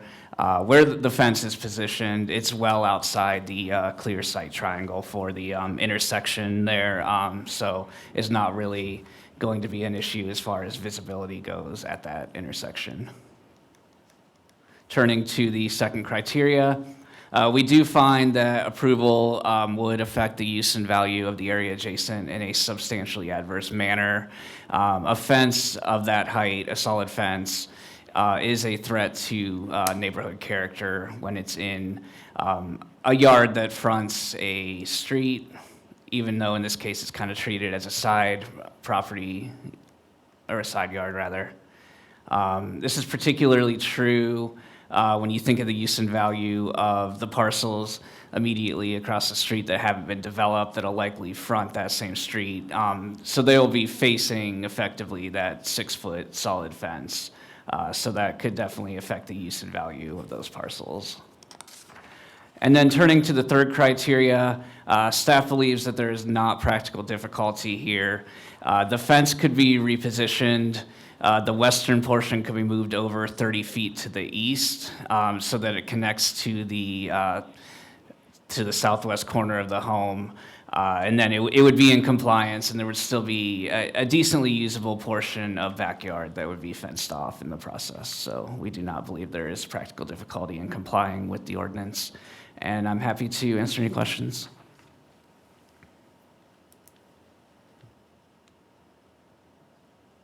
We also received 2 letters in remonstrance from neighbors that were concerned about the potential threat to neighborhood character as well as visibility concerns at the intersection. John, this is Joe. I have a question on looking at aerials. This is at the corner of, it appears, Victor and Rosalka. At the corner of Piatone and Corwin, and also Corwin and Odell, there appear to be fences with at our corner lots within that. Were variances granted for those, or was that before the fence variance requirements happened?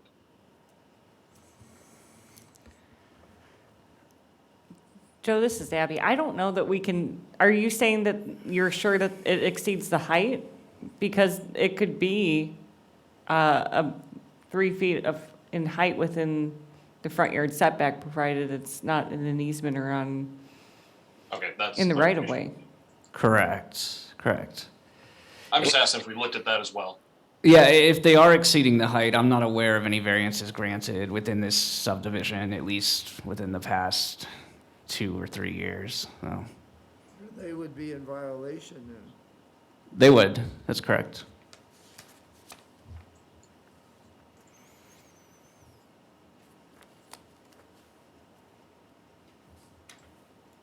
Anybody else got anything? No? Name and address, please, and you got 10 minutes. My name is Monica Diaz, 122 Rosalka Court, Granger, Indiana, 46530.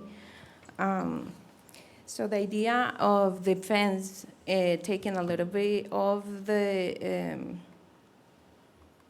ground, it is, I know that she explained me that I can have a 3-foot privacy, but I have a dog, a Rottweiler dog, which I honestly cannot, it's not gonna be available to leave it on the backyard by itself because 3-foot fence is gonna be jumpable for him to bite whoever is walking over there, which is a lot of people.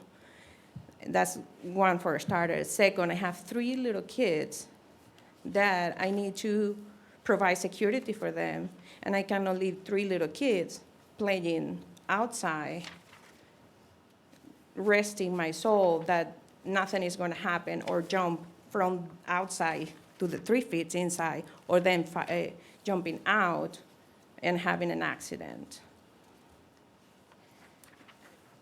I know that she also told me that if I start the fence from the corner on, I can use the 6 feet, but if you see the development for the healthcare, I cannot do anything on my backyard because they ate all the backyard with the septic tanks.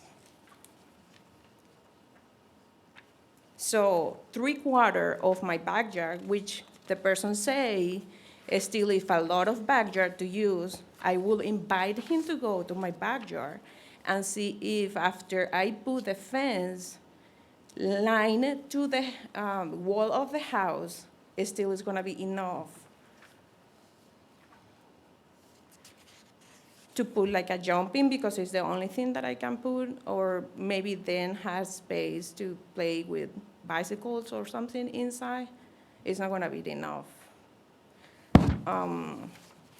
The other thing, I have pictures, I don't know if you want to see it, I kind of stage like the long of how from farther from the house to the street. I wanted to take, we are designing to put like 3 panels, which would be like 24 feet from the house to the street. And I can take pictures driving in and out, and visibility is not an issue at all. So I don't know what my neighbors complains about it, when other neighbors around on all the area has privacy fence. It's not privacy vinyl, but it's privacy wood fence all around, and the ones that have not put it any is because they don't have corner lots or small kids, like the ones on my backyard. He doesn't have any small kid. All his kids are high schooler. I have elementary kids, schoolers. How long have you lived there? I just recently moved in there on June. And Is that I realized that I couldn't do anything, just trying to ask this permission. Is this a brand-new home? Yes, Do they have a homeowners association there? no. You're sure? Mm-hmm. Okay. And What do you do about your dog now?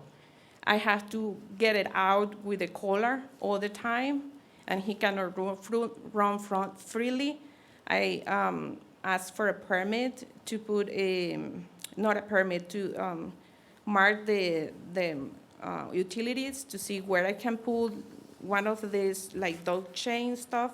But I'm very scared to leave it there because he's a really big dog. I mean, he's 2 years old, but he's this big. Yeah, I And know he I know what you're talking about. He's a lot, and I mean, he has a lot of strength. So I put that, but I scared to leave him there chained because I don't know if he's gonna be able to pull it off to Have you- chase someone. Have you considered what we call an invisible fence for a dog? I I asked my husband that, but he said that is inhuman for the doggy. He doesn't like it because it's gonna choke him. Just asking. Yeah, my neighbor on the front has one, but So so. unfortunately, you're finding out why corner lots are not always the best. Yeah, I mean, and this is all new for me. As you can see, I'm not American, but like in my country, you buy a house and you do whatever you want without asking permission for anything, but, and you don't care if you are in corner or not corner or whatever. But this is all new for me, is experience. I really very sure that my fence is not going to affect any of the neighborhood, and it's not going to go against the visual of the neighborhood, because it is a nice vinyl fence that I'm doing. It's not like good or any. You have a licensed contractor to do it? My husband and I, we're gonna do it by ourselves. Okay. Your septic system, is it mound or is it in the ground? It's under the ground. And they say, they took all the backyard with, I don't know what is that, and then they say the secondary, whatever, septic, I don't know if do you want to see this? Well, so I know that you said that you weren't gonna be able to use it, but yeah, you're not gonna be able to run that fence right through the middle of that septic system, but Yeah, no, it's not going on top of that either. can I see that? Sure. If you give it to the board, they have to keep it. Hang on, I'll come get it, Thank you. So I gotta keep this just so you know.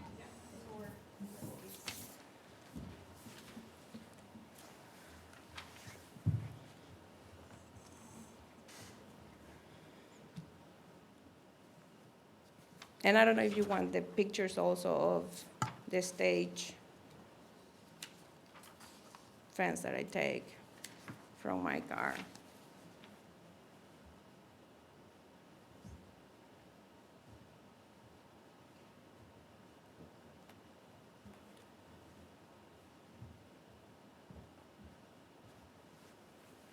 Well, I know, Bob Hawley, I know that we've had a number of instances where we've had concerns about neighbors and their 6-foot-high fence. So, I appreciate the fact, and I know you certainly want to have a safe situation for your children and your dog, but I just can't see a fence out there at the road. It's not gonna end to the road as we initially put it in there, we're thinking and taking from the house 24 feet, and it's still, I measured from the house at 24, well, it would be like 25, counting the, what's the name of the stood thing, the one that holds the both panels. The ones that hold the both panels should be like 1 inch more maybe, counting the three ones that are gonna be carry on those panels. So it's gonna be 25, but after those 25, I count with the metric to the board of the road, it is still 20 feet. Road edge or road center? So I still leaving 20 feet separate. And if you can see the pictures, if you take the pictures, my husband and nephew was taking the panels, holding the panels while I was taking the pictures, so you can see it is not taking all over the street, and it's not gonna interfere with the visual. Come on, Yeah, Abby just can't move. maybe, My screen works now.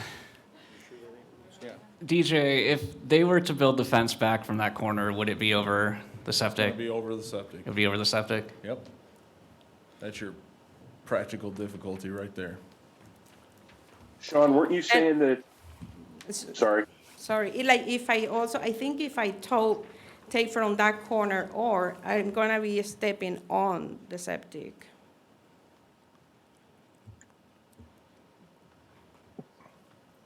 I wish you had this with your application. We did, this was not submitted with your application. I'm sorry, I didn't alright. know that you No, it's guys fine. needed. You're fine. Sean, you indicated that the variance is asking for a 10-foot setback, but she's saying it's 20. Can you clarify?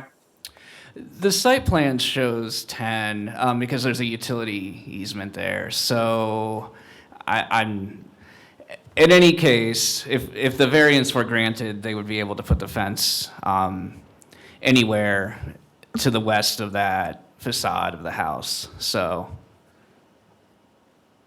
Not in the easement. not in the easement, of course. Right, but what she's saying is that it's 20 feet from the actual curb. Ish. It may be from the curb. From the right of way, I think it's probably closer to the 10. Sure. Also, the lot to the, I believe it's the west across Victor, whatever the house that would be across Victor Drive, do we know by a recorded plat that house will face this direction, or will it face Rosalka or Piatone Court? It could face either. They have that option. Do they? Yes. I'm familiar with Well- this plat, so. All right. The one immediately south of there, I think it only fronts on Victor. I think on the corner, the one that is on the corner south mine, it only can goes to the front, which is Rosalka. I don't know if it's Rosalka or Piton after that corner on. Because on this side, the one that is behind them, which is almost before start my lot, is the one that comes to Victor, I think it is. Like, I don't know, I don't know if you're gonna be able to see me. Like, this one in here, the only out that has is on the Victor Road, but this one has to be on here because they have like a very, very, pond like I have in here, so they cannot go this way. They're gonna be you got those muted there. letters from your neighbor. Needs to that.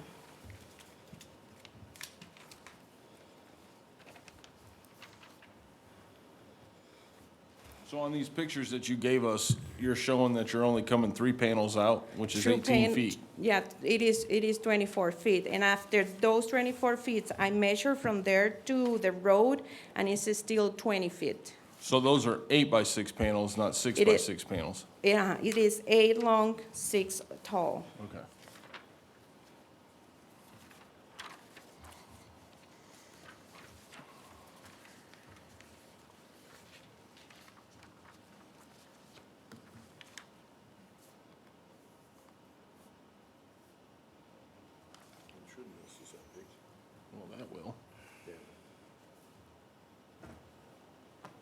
But on your site plan that you gave to us, you're showing that you're only gonna come 10 feet off. So you're actually gonna be 20 feet from the road. Okay. All right, I understand. Anybody else got any questions? No. You can see the 8 by 6, same as that 6. Yes. Any more questions? No. All right, thank you. We'll open this up to the public. Is there anybody that would like to speak in favor of this petition? Please step forward. Seeing none, any on Zoom?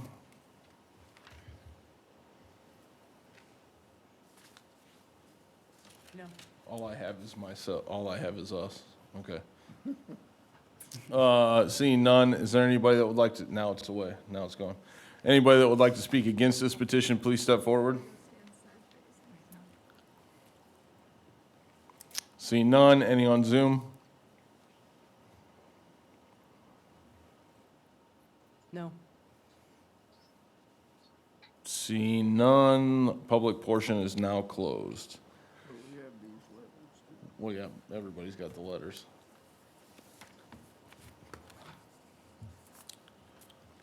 Guys, got any last questions, or I'll take a motion? I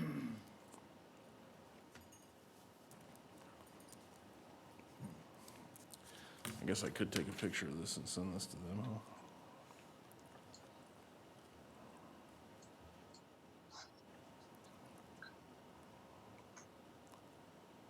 So there's a lot going on there, some of which I heard, some of which I didn't hear. On the drawings that I have, there's a big blue outline of a fence that shows it's right to the easement, but that is not what the request is anymore. Is the variance not to 10 foot to the, I guess I'm confused.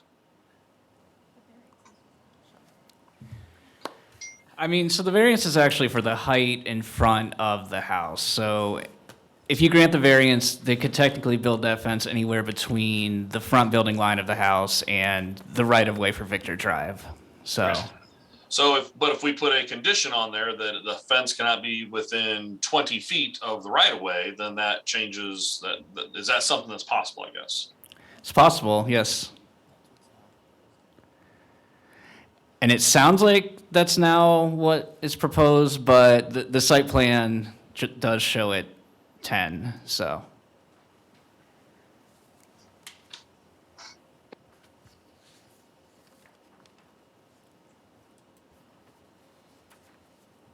Could we also, so if we also write it with a condition of that the northwestern corner of the fence cannot be more than 24 and a half feet away from the west side of the house, would that also be a condition that can be written that way? Yeah, I mean, you can make it whatever you want. I'm just asking what's more enforceable, what's easier to figure out?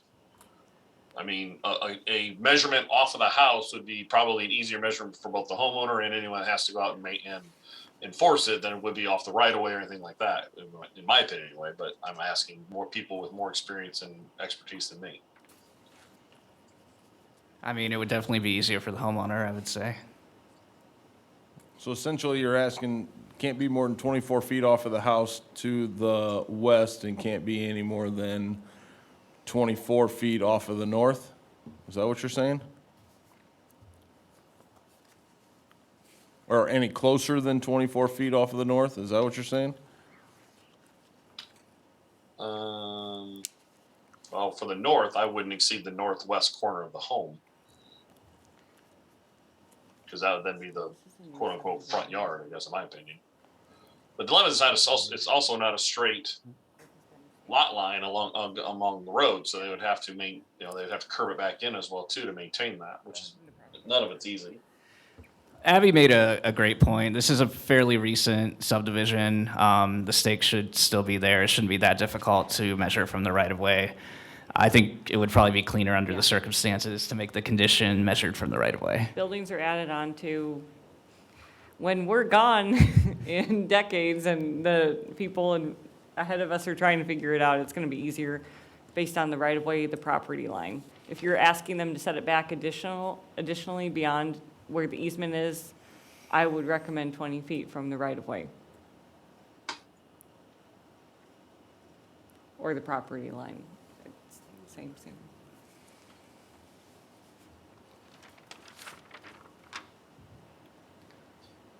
All right, then I'll roll down. I'm gonna try and spit this out as easily as I can. I make a motion to approve the variance to 6-foot vinyl privacy fence as shown in the petition with the requirement that the western side of the fence will be at least 20 feet from the right of way. The southern or northeast, southwest property line be at least 20 feet away. Well, no, I don't care about that. Never mind. Sorry, that's my proposal. What? Okay, so you're approving the petition with the requirement, the only requirement be that it has to be 20 feet from the. Victor Court's right of way. Yes, Victor Drive right away, correct, yep. Victor Drive, yeah. Has to be at least 20 feet from Victor Court's right of way. Victor Drive's right of way. Victor Drive. Yeah, I said it wrong. Correct. Yes. Attorney Richmond, I'll In the second. right of way. Hang on, I'm not done writing. Sorry. All right. Donnie. Mr. Hawley? Yes, but I would suggest, to make sure, will you get together with her to discuss what we're talking about and draw it out for them? We'll issue an after-meeting letter that will spell out the conditions of approval. That will get saved in the system for the building department when she goes to file for her building permit. That condition with the language that you included will be there for them. If they have a question, the staff over at the building department will call one of the guys or myself. Thank you. Yes is my, Mr. Roush? Yes. Mr. Schaefer?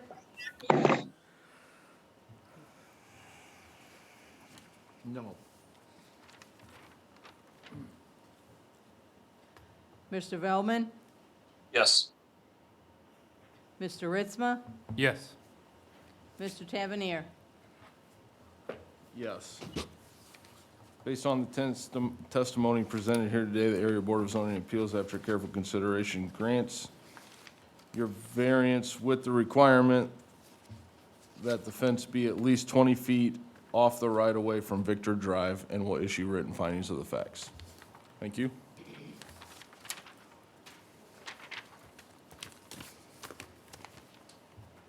Number 7, location, unaddressed parcel abutting 60519 Cedar Road to the south and west. Owner, John and Jean Doctor. Requested action, variance number 1 from section 154.092 sub A to allow a lot area of 1.4 acres when a minimum of 20 acres is required. This is Sean Klein, Area Plan Commission staff. So this is a variance request for the parcel shown on the screen. It's 71 acres, has over 600 feet of frontage. Therefore, as it is now, it would be a buildable lot for a single-family home. But the petitioner would prefer to divide off a 1.47 acre parcel and then place the 70 acre balance into an unbuildable outlot. As you can see, it's just a cultivated field currently. When we turn to the state law criteria, staff finds that the approval would not be injurious to public health, safety, morals, and general welfare, because it's just going to be, it's not going to allow for an additional residential use beyond what would be permitted by right. They could just build the house on the existing parcel, but they are opting to divide off create the outlot that will continue to be cultivated. Turning to number 2, the use and value of the area adjacent to the property. We find that it would not be affected in a substantially adverse manner. The impact would be identical to if they were to just build the single-family dwelling on the existing parcel, which they could do by right, once again.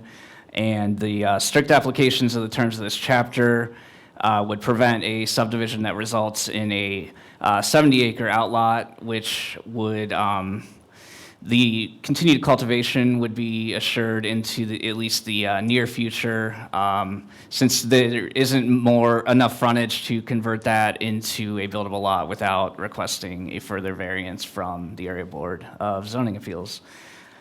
So staff recommends approval. We did receive 2 letters in remonstrance to this proposal. One was concerned about snow buildup on Cedar Road, as well as topography and drainage concerns. The other was concerned specifically with the fact that the drain tile for the Eller ditch does run through a portion of the property. I believe the petitioners are more so wishing to build and to create the lot in the northeast corner.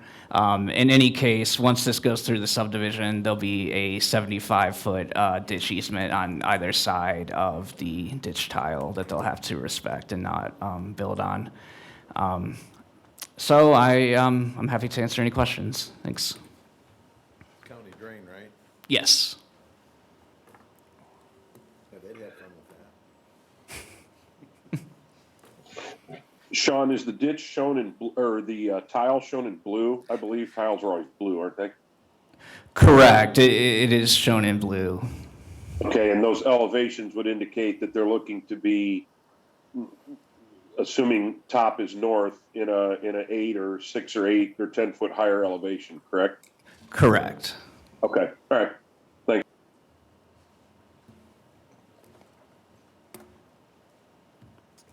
Questions? Is the lot perfectly square? We'll find out here in a second. Terry? Terry Lang from Lang Feeney at Whiteman. Our address is 715 South Michigan Street here in South Bend. I've been working with the Doctor family on this parcel. Previously, I'd done the survey on this 70-some acres there. And as the staff has indicated, we're looking to put one home on this parcel. The balance of the property would be made into an outlot. We're currently doing the field survey work out there and are in the process of locating that tile. We'll provide the adequate setback that the county drainage board will require.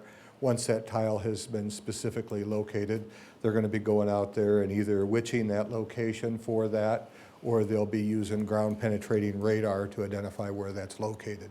So we'll have that tile well tied down, provide the adequate 75 foot to satisfy the drainage board.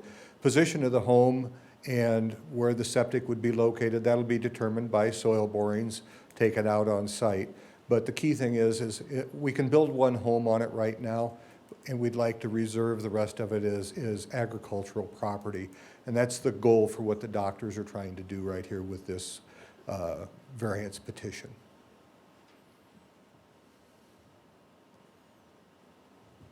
Questions? Yeah, why do we even choose to build near county drain?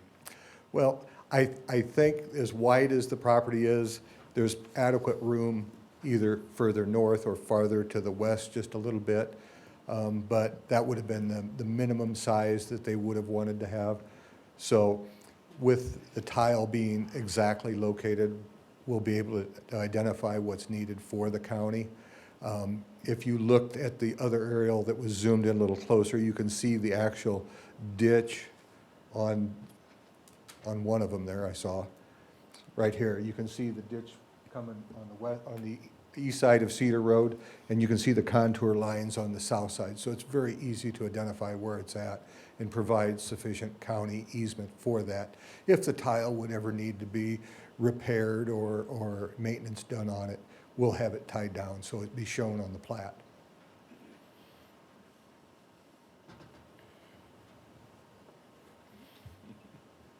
I have a question. Yes. This is Joe Gregory. I live at 60465. Hang on. Oh, sorry. Yep, we'll get to you. Hang on a second. Okay.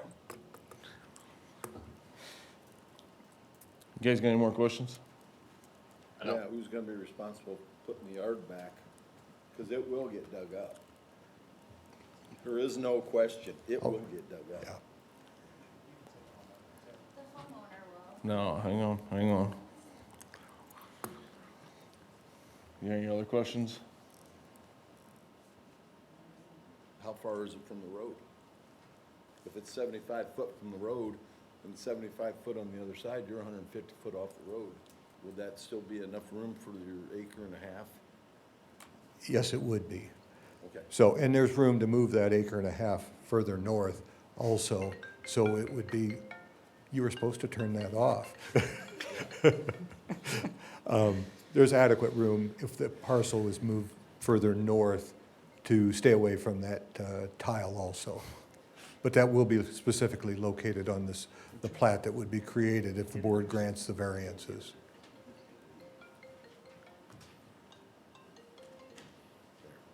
I had it turned off, but I didn't want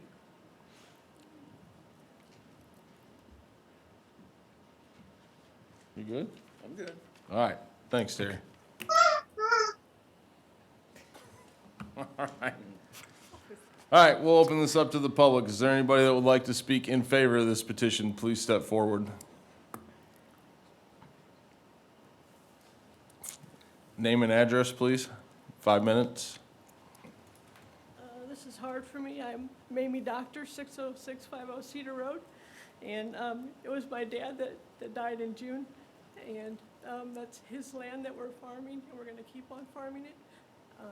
My sister is going to move closer to help with the farm. She lives far away now, so we're trying to build this house and take away as little from the agriculture as we can, but to have her move closer to mom and to be near the farm to help out. So that's why we're trying to do this. We can move it either way that we need to for the ditch, and we can do what we need to as far as the access needed. Okay, thank you. Anybody else that would like to speak in favor of this petition? Any on Zoom?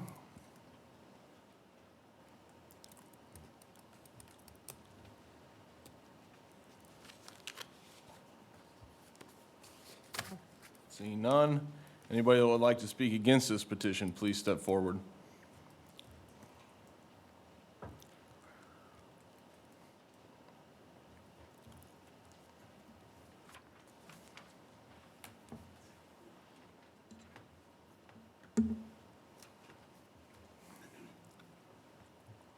Name and address, and then you got 5 minutes. Oh, you'll have to tell me when that's up. I don't have a watch. Marlene Krager, 60349 Cedar Road, Mishawaka 46544. The only thing I have is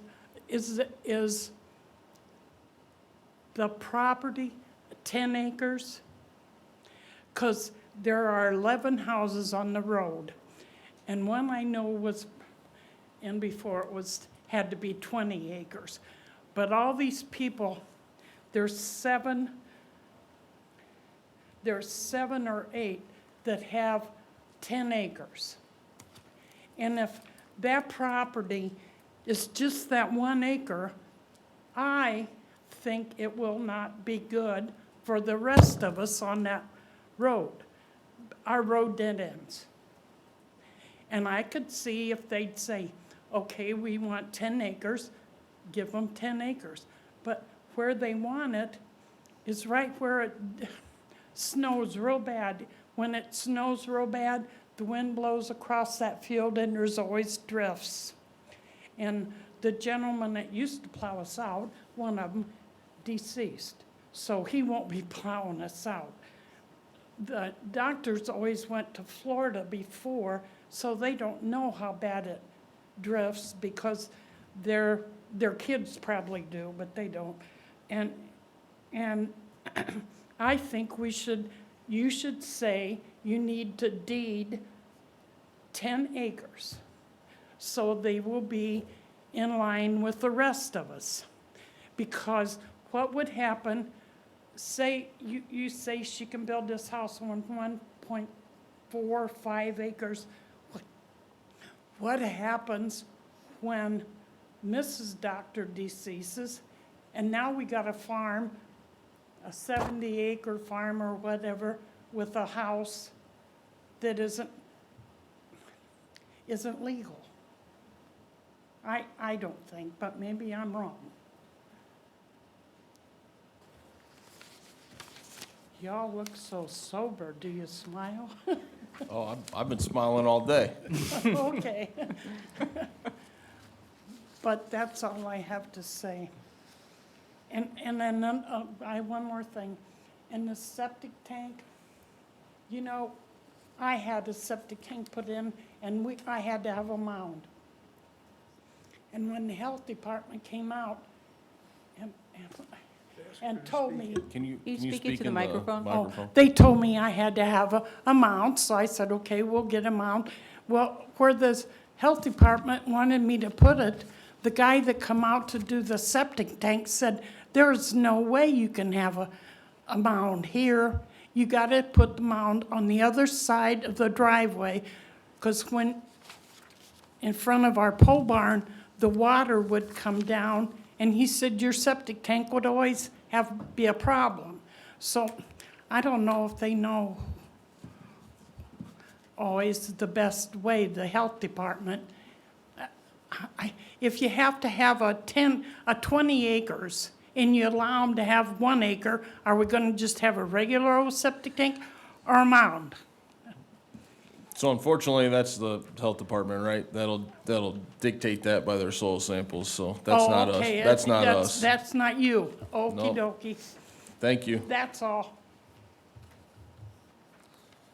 Anybody else that would like to speak against this petition, please step forward. I would like to. Seeing none, any on Zoom? Yes.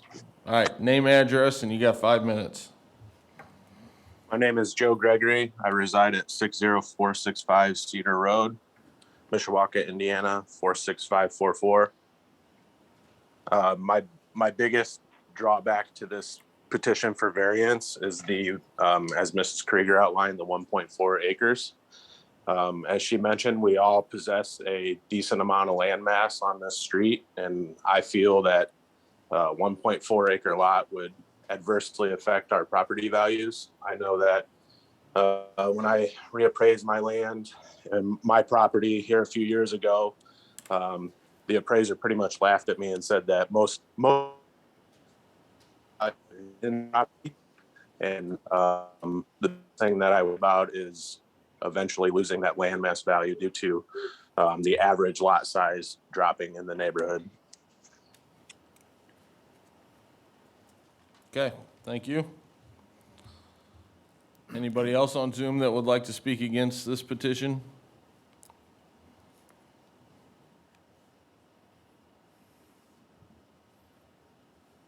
Seeing none, public portion is now closed. Terry, you got anything else? Just to reiterate, this is a minimum size lot that we're asking for. The lot can be larger than that, and once soil borings are done, and if it's determined that the lot does need to be a little bit larger, we can build on this piece as it currently exists, and there's only going to be one home there. We're trying to protect the agricultural portion of it, so we don't want to take any more than we have to. It'll still be in the doctor's family, with the daughter building the house and moving back to the family farm is what's actually happening here. So in this case, that's the minimum size. The soil borings will be done on the site out there. The health department will determine the size of the system, the type system, and ultimately the location of where that will have to go. We will follow up with the subdivision process, if the board approves this, to make that a legal lot of record. And then they'll be able to build on the family farm parcel there. You guys got anything else? Basically one thing. I think we ought to put in the documents that when the house changes hands. Mr. Schaefer, can you speak into the mic, please? Oh, Sidney Schaefer. I think when we need to put in, if they're gonna build close to a county drain like that the homeowner knows, whoever it be and whenever it be, that they are gonna be responsible for putting back the grass or yard or whatever they have, because the county doesn't have a exorbitant amount of funds to pay for the repair of a drain, because that drain will break down over time. And it's great that people are willing to fix their yard, but I've had a county drain through a piece that we have for years, and the last time it went down, we had to spend $6,500 out of our own pocket to get it repaired so our drainage would work right. Maybe to help satisfy your concern, we can put a note on the plat that, you know, the drainage easement is to be maintained by the county drainage board, and any repairs would be that upon the property owner in the future. Any surface repairs. Right. Yeah. We Because can otherwise- gladly add that note to the plat to help satisfy Because- that concern, because if it does change hand in 20 years, the first person that's gonna complain is the person that has to pay $5,000 to redo their front yard. Exactly. And if we make that a matter of record on the recorded plat, after you and I are both dead and gone, they'll be able to, not that I'm planning on dying right away. There's a lot of talk today about people going, 20 But- years, she's out, we're done, I don't know But if I that's a like way today. to make it a matter of public record so that they're aware of that in the future. Yeah, if it changes hands, you know, or even remains in the same hands. Right, and we can add that to the plat. Because you could actually build on the other side of it and not even involve the tile. And we ultimately may end up moving it further to the north or further to the back to accommodate what's needed. Happy? I'm happy. Go ahead, make the motion. Yeah, I was gonna say, anybody else got any questions? No? Okay, thanks, Terry.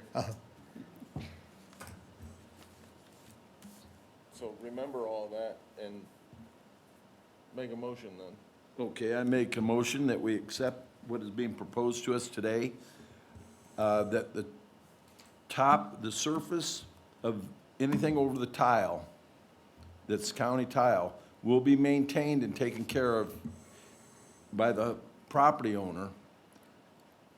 I would suggest that the wording be changed a little, that, because the requirements that you're talking about would be a requirement of the drainage board itself. But what you want is that that any requirements like that be noted on the plat. Right? You want notice. Yeah, I want more, because I know in a farm field, it's not a big deal. But in somebody's yard, it can be a big deal. So if you guys can't require that they do that work, because that would be something that the drainage board would be requiring them to do. What you can say is any drainage board requirements related to repairs be noted on the plat. Well, you don't even have to put that in, that's county rules already. I'm saying is they shouldn't have to be responsible for a perfect manicured lawn because they had to go in and repair a tile. You're saying the county shouldn't be. The county should not be, in this case. If we're giving them the right to build there, Okay. we should work. I am so sorry, but the variance before you is for lot area. They could come and pull a building permit for a house, and they wouldn't see you. You have the ability to assign conditions that are related to the approval. Where we are getting into is more under the jurisdiction of the drainage board. Right. In the 75-foot range, though, if you ever see the mess they leave, people wouldn't like that in their front yard. 'Cause I Right, had a and what guy- we're saying is if you want to make it a condition that there be notice in the plat that that could happen, okay. You can't actually make them do that work yourselves. That would be something that would be dealing with the drainage board's stuff. Right. Drainage board doesn't have to put it back like was.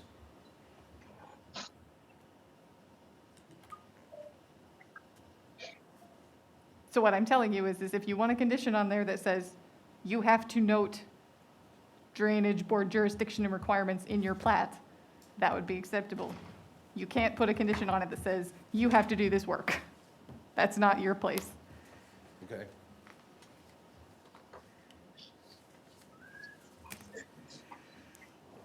So is the motion formalized? I don't even know what the motion is. I'm going to say there's no valid motion on the table. Mr. Chairman, I move that we approve the motion as noted.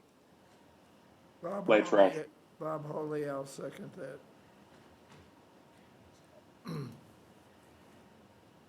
Mr. Ritzma, Yes. Mr. Schaefer, No. Mr. Velman, No. Mr. Hawley, Yes. Mr. Roush, Yes. Mr. Tavernier. Yes, based on the testimony presented here today by the Area Board of Zoning and Appeals, after careful consideration, grants your variance and will issue written findings of the facts. Thank you.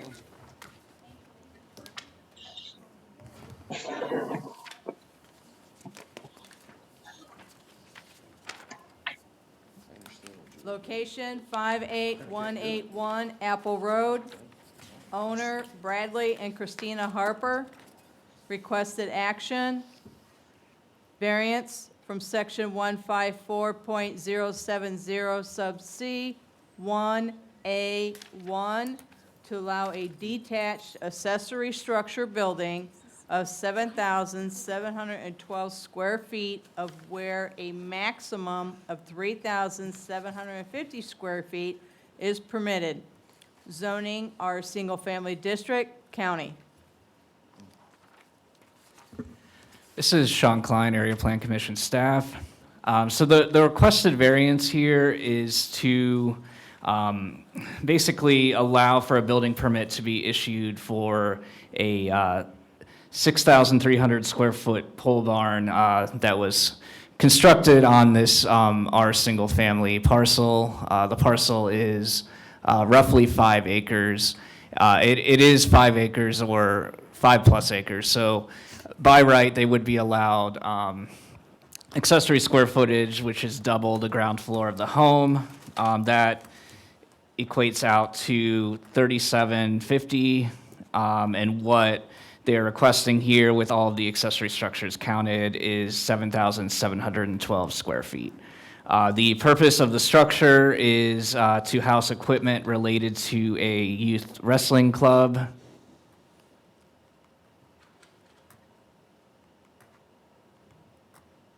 It's a view of the property from the front. There you can kind of see the structure. But it's not really all that visible from the street. Staff recommends denial of the variance, mainly on the grounds that there's really no practical difficulty. There's nothing related to this property specific to it that would entitle it to any deviation from the standard rule that a 5+ acre residentially zoned parcel can have twice the ground floor in terms of accessory square footage. Turning to the state law criteria, the approval would not likely be injurious to public health, safety, morals, or general welfare because the structure is fairly well set back from the right-of-way, and it's really not all that visible from the public right-of-way. Turning to the second criteria, the use and value of the area adjacent to the property may not be substantially affected in an adverse manner. The structure is set back 18 feet from the nearest property line. Also, it's kind of further west on that property, so it's not really in line with the areas of the adjacent parcels that are occupied by buildings. So it's not as visible when people, conduct their day-to-day on those properties. Furthermore, it looks like it is fairly well screened by mature trees. But when we get to that third criteria, the strict application of the terms of this chapter, staff just doesn't see what the practical difficulty could possibly be with this parcel and why it can't comply with the maximum square footage for accessory structures. And I'm happy to answer any questions.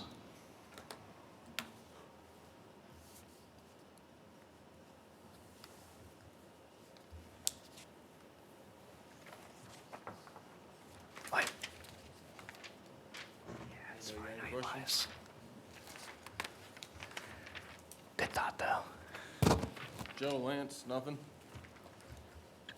No. Okay. Name and address in 10 minutes, please. Yes, Brad Harper, 58181 Apple Road. Pretty excited. This is awesome building for our youth club. Been around, I'm the head wrestling coach at Penn High School. Been doing it for 16 years. Trying to go as quick as possible because I got about 400 little kids that we're doing a kids tournament tonight. So I got to hurry up and set up. So I got to get through. But this supports because we do tournaments. We take kids all the way across the nation. Just took 26 kids to Iowa. We took 4 teams to Disney Duels, and we do a lot of storage, and that's why we have the building, the pole barn, and it's for our youth club. So that's kind of what it is. Yeah. In this building, you have facilities like restrooms and water? No, this is just cold storage. I don't know. This is Oh, just. just storage? Yeah, just storage. Yep, nothing like that. Just storage. We have a facility now that's located next to Martin's that we run our club out of. I did train, I ain't gonna lie, I did train our Olympian, Sarah Hildebrandt, out of one of my personal building. And she trained and made a bronze Olympic medalist out of that building. But no, I don't do any, it's just a cold storage. Yes, sir. Storage, okay. So you did not pull a permit for this? Huh.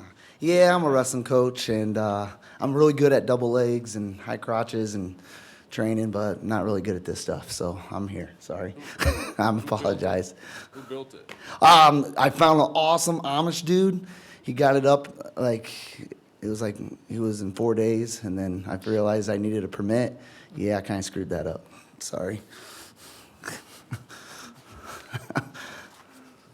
So he wasn't licensed in St. Joe County? Either. No, he was. I think I didn't think we needed a permit because the concrete pad was already there. Like I said, I screwed that up. Sorry.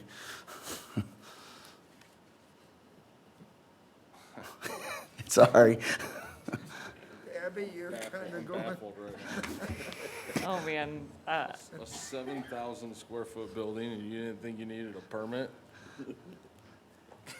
I'm really good at double legs and training kids, I tell you that.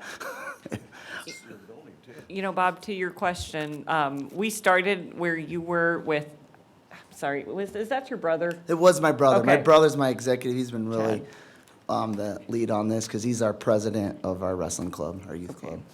Because our understanding, when we first became aware of it from the building department's red tag, was that there was like training going on, and it was more along the lines of what you were getting at, Bob.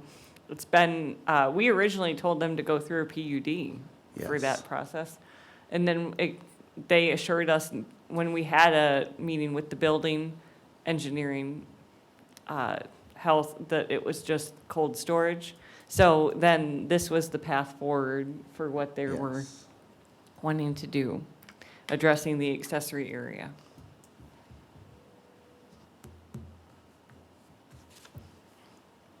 I got nothing. I got so many questions, I don't even know where to start, but Hey, it's a very positive building that helps youth kids, I can tell you that. And what else is cool is probably 10 of those kids have never been on an airplane before, and we got to take them to Disney. That's what I've been doing for 16 years, and that's what I'm all about. So, you guys got anything else?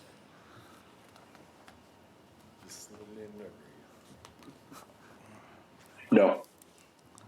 I mean, a shed I can see, but How long have you Well- been there? How long have you been? 16 years. You're a teacher or? I am a teacher. I'm a teacher at Penn High School. Penn? Yes, sir. You work under Dr. Thacker? Oh, yeah. Yes, sir. so me being a Mishawaka grad's got nothing to do Hey, with I'm a what happens Mishawaka today. grad. I know you are. I like to joke around. It takes a Mishawaka grad to run Penn. No, don't. I didn't say that. That's not on board, right? You guys won't record that. Joe, Lance, you guys got any questions? No. No. Oh, man. Okay. You got nothing? I got nothing. This one, you've got nothing. How's that possible? There's no drain tile.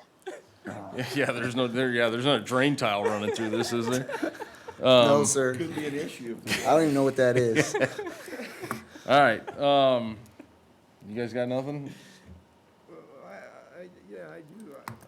Did you say you call this cold storage? Yes. What does that entail? Well, storing 40 by 4 wrestling mats, storing our 15, stuff for our wrestling club. We do tournaments, a lot of big stuff, and So there's no heat, it's not heated, right? no, Right. There's no, is there electric? no, So it's just a Just- open pole barn? yes, So if you need some, you go there, pull it back. If you want to Yes. store it, you put it back. correct. Thank you.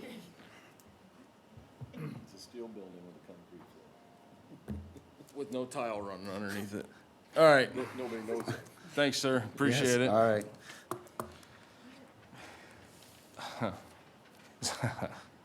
Is there anybody that would like to speak in favor of this petition? Please step forward. I wondered what you were hanging around for. I'm in it for the glory. I'm in it for the children. Mr. Harper has been an integral Yeah, name part and in the address. community. Name and address. Terry Lang, my address is 439 Manchester Drive in Mishawaka, and a Mishawaka grad. Mr. Harper has been an integral part in the community with his wrestling at all levels, training kids, and he does need to be spanked for not having a permit. That's obvious in this case, but he has been a pillar of the community, doing this work with the kids, exposing them to wrestling, taking them cross-country to tournaments and things like that, and being able to have cold storage. I mean, if he was going to be doing, tournaments there, or, having heated and facilities to be used there, the PUD idea that Abby's talking about would have been a great idea. But there is just so much equipment when you're training so many of these kids. The mats are huge, the equipment and everything, just to have a place to store it, take it to the facilities where you're going to be having your meets and stuff like that is very much a necessity for that. And there are no drainage tiles across this piece of property, so I wanted to satisfy Sid's concerns with regards to that. And one of the key things is when you look at the aerial map right there and the pictures that were taken from the street, it's not visible. You have to really strain to look between the trees to see even the back part of it. So it's not like it's going to be something that impacts the neighbors intensely. So that's my story, and I'm sticking with it.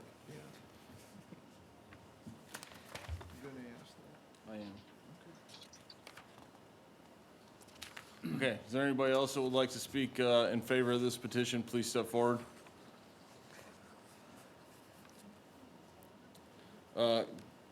After she's done, you can work your way up there, please. Or form a line. I think you should allow it. Name and address, please. Marlene Krieger, 60349 Cedar Road, Mishawaka, 46544. I think you should allow it.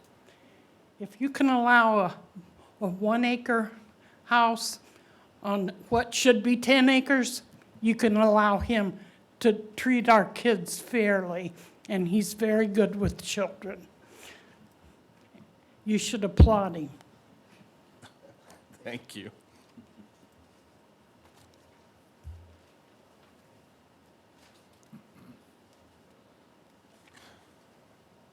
I think we're going to need security. I'm Mary Bowerman at 58215 South Apple. You should have come into my backyard to get a picture of his nice big building. It totally blocks my view Hold to on. the north. Are you in favor or against? I'm neither for nor against. I'm not against it.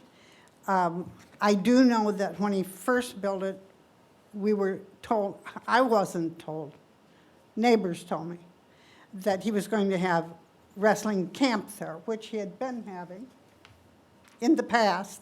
Now, he says he has another place for that, and that's fine. I'm not opposed to the wrestling camp either, as far as that's concerned. I'm in favor of kids. But it was a surprise to see it going up in a couple of days. You know, and these pictures don't tell you anything. It is a big building, even for a 5-acre plot. But anyway, I wish him well, and I hope my taxes don't go up because of it.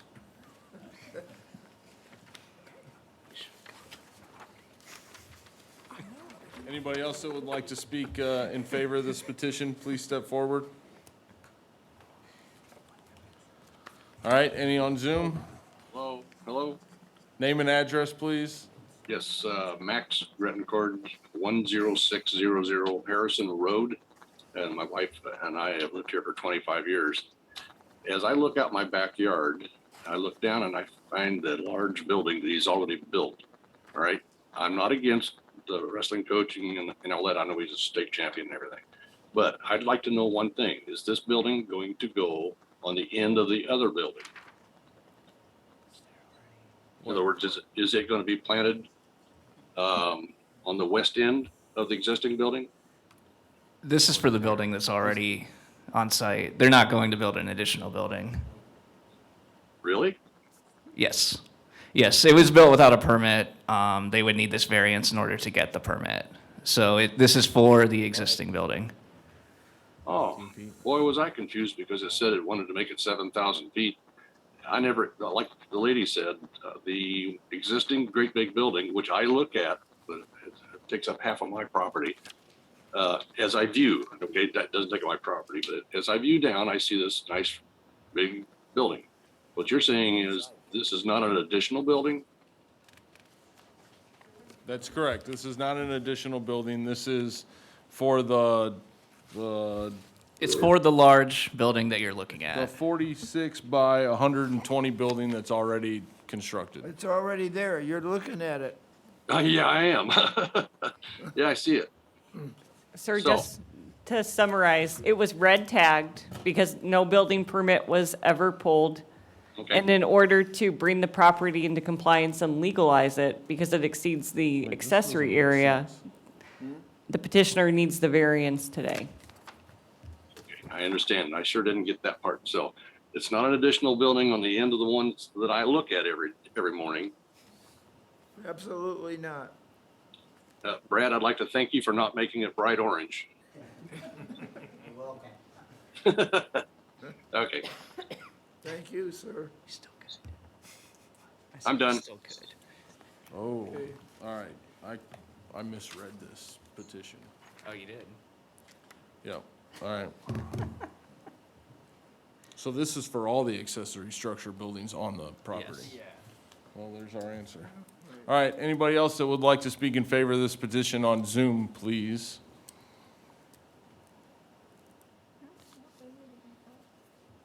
Seeing none, any that would like to speak against this petition, please step forward. Seeing none, any on Zoom? Seeing none, public portion is now closed. Anybody else got any questions, final questions? Or I'll take a motion.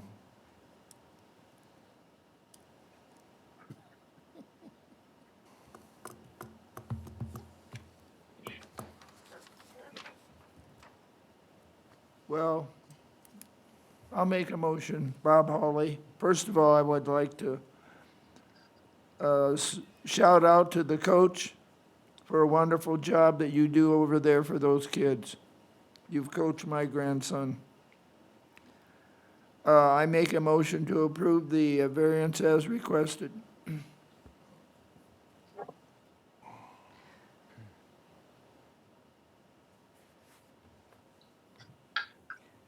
Well, while I feel it's blasphemy for a Mishawaka graduate to be teaching and coaching at Penn, I would second the motion.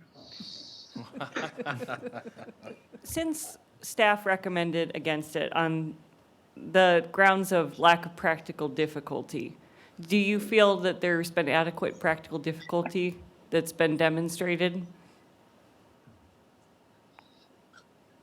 Yeah, it'd be a pain to tear down. No, it's got nothing to do with it. Based on the petitioner presentation today?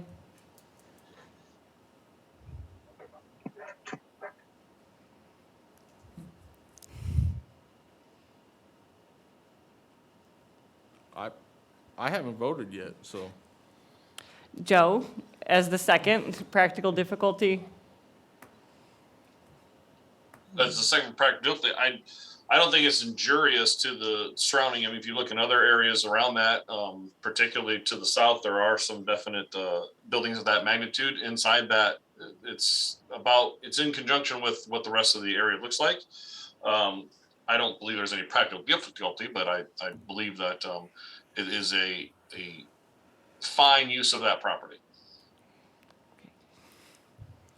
So I'm gonna say this, right? And I have mixed feelings on this, one, because ignorance is not an excuse. And I have stood at that podium before, because I did something with not knowing, right? And, I had the, guy's seat that I was able to fulfill on this board, basically had me leaving here, trembling because he tore me up one side and down the other, right? Joe was a part of that conversation, so thank you, Joe. But I have mixed emotions on this, and personally, I don't know how I'm going to vote on this, because I was feeling I knew you were going to ask something, or somebody was going to ask, and I kind of feel how Joe does, is that, on 5 acres, I feel like it's not a bad use of it. When I made mention that I misread this, I did the math just a second ago, because I was actually going to put forth something saying I would like all of the sheds that are on the property, everything consolidated into this one pole building instead of having all of these other sheds that are out there. So that was going to be part of my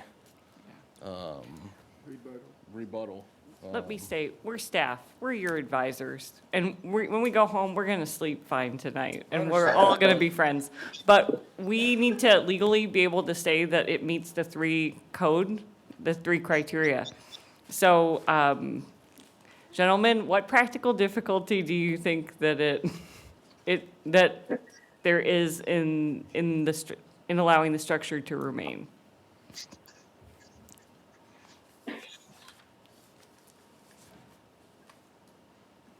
Glad I didn't make this motion. Because we're going to write findings of fact for you to adopt next month. So can I add something to this without motions aside, right? As a builder, right, I personally think that some of our zoning that we have is a little aggressive, right? I've got 5 acres, and I'm gonna use this as a perfect example, right? We've got 5 acres that you can barely see this pole building from the road. What does it matter, right? This is my question, is what does it actually matter? It matters because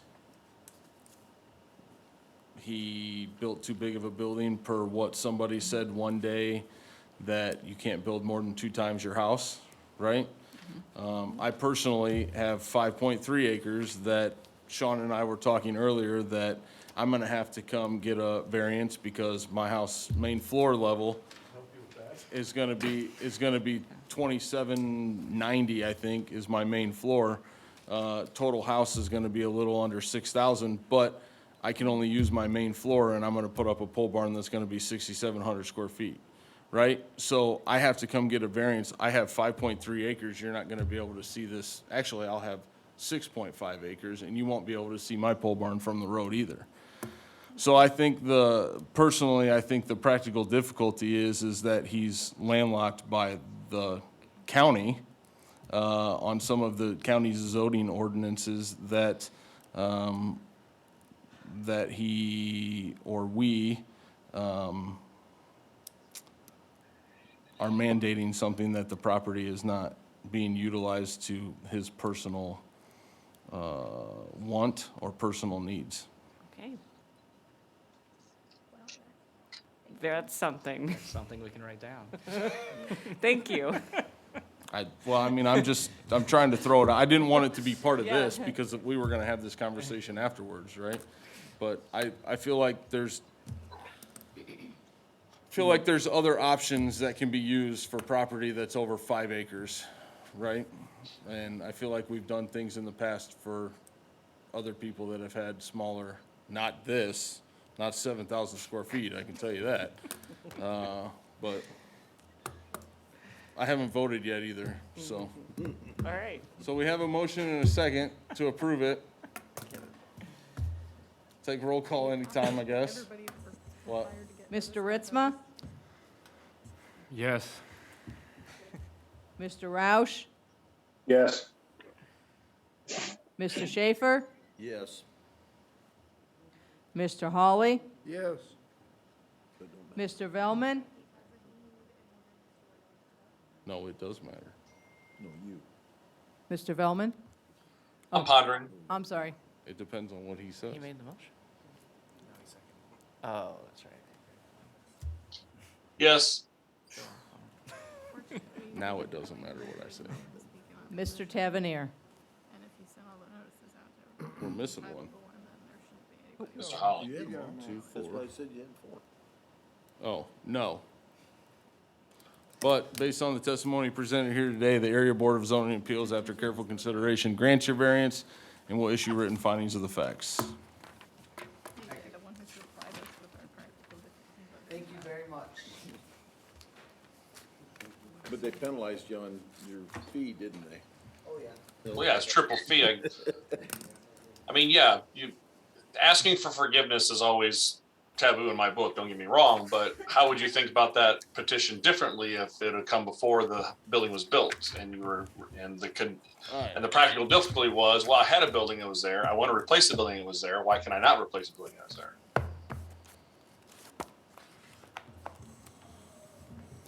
I'll make my comments off the record. Okay. Yeah, me too. All right, findings of the facts. No technical difficulties on your guys' ends? I'll make a motion that we approve the findings of facts Huh? for, It does have to be a roll call vote because, for the meeting on Wednesday, October the 12th, 2022.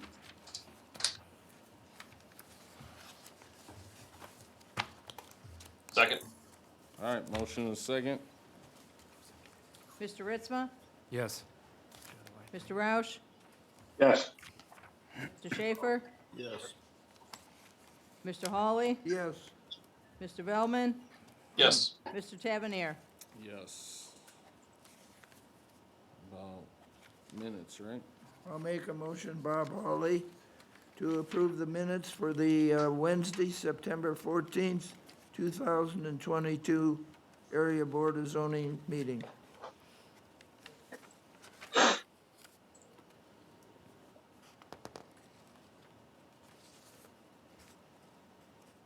Second? All right, motion second. Mr. Ritzma, Yes. Mr. Roush, Yes. Mr. Schaefer, Yes. Mr. Hawley, Yes. Mr. Velman, Yes. Mr. Tavernier. Yes.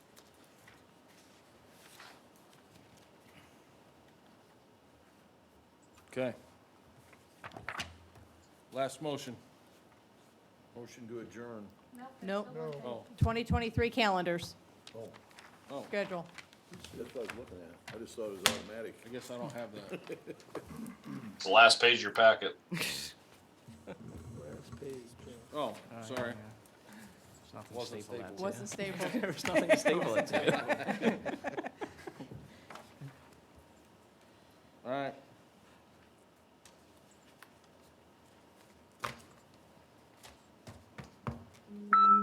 Did anything change? Shelley, did we end up making the meeting for November, not election day? I'm trying to remember. Is it staggered? It says moved a week back due to room availability, yeah. Yeah, because they're gonna have the polls will be in here that week again. And it'll probably happen the same thing for 2024 as well. So But this is just for like we're here a 2023. week later this month, that's what it would be next year as well. Right. You know, there's no election in 23. Municipal elections, I think. There is? I think there are some municipal. It's in our holiday calendar. Yeah, there's an election on that Tuesday. Previous Tuesday. Must be something in the city. I'll make a motion to accept the 2023 Area Board of Zoning Appeals calendar as written. Second, Mr. Ritzma, Yes. Mr. Roush, Yes. Mr. Schaefer, Yes. Mr. Vellman, Yes. Mr. Hawley, yes. Mr. Tavernier. Yes.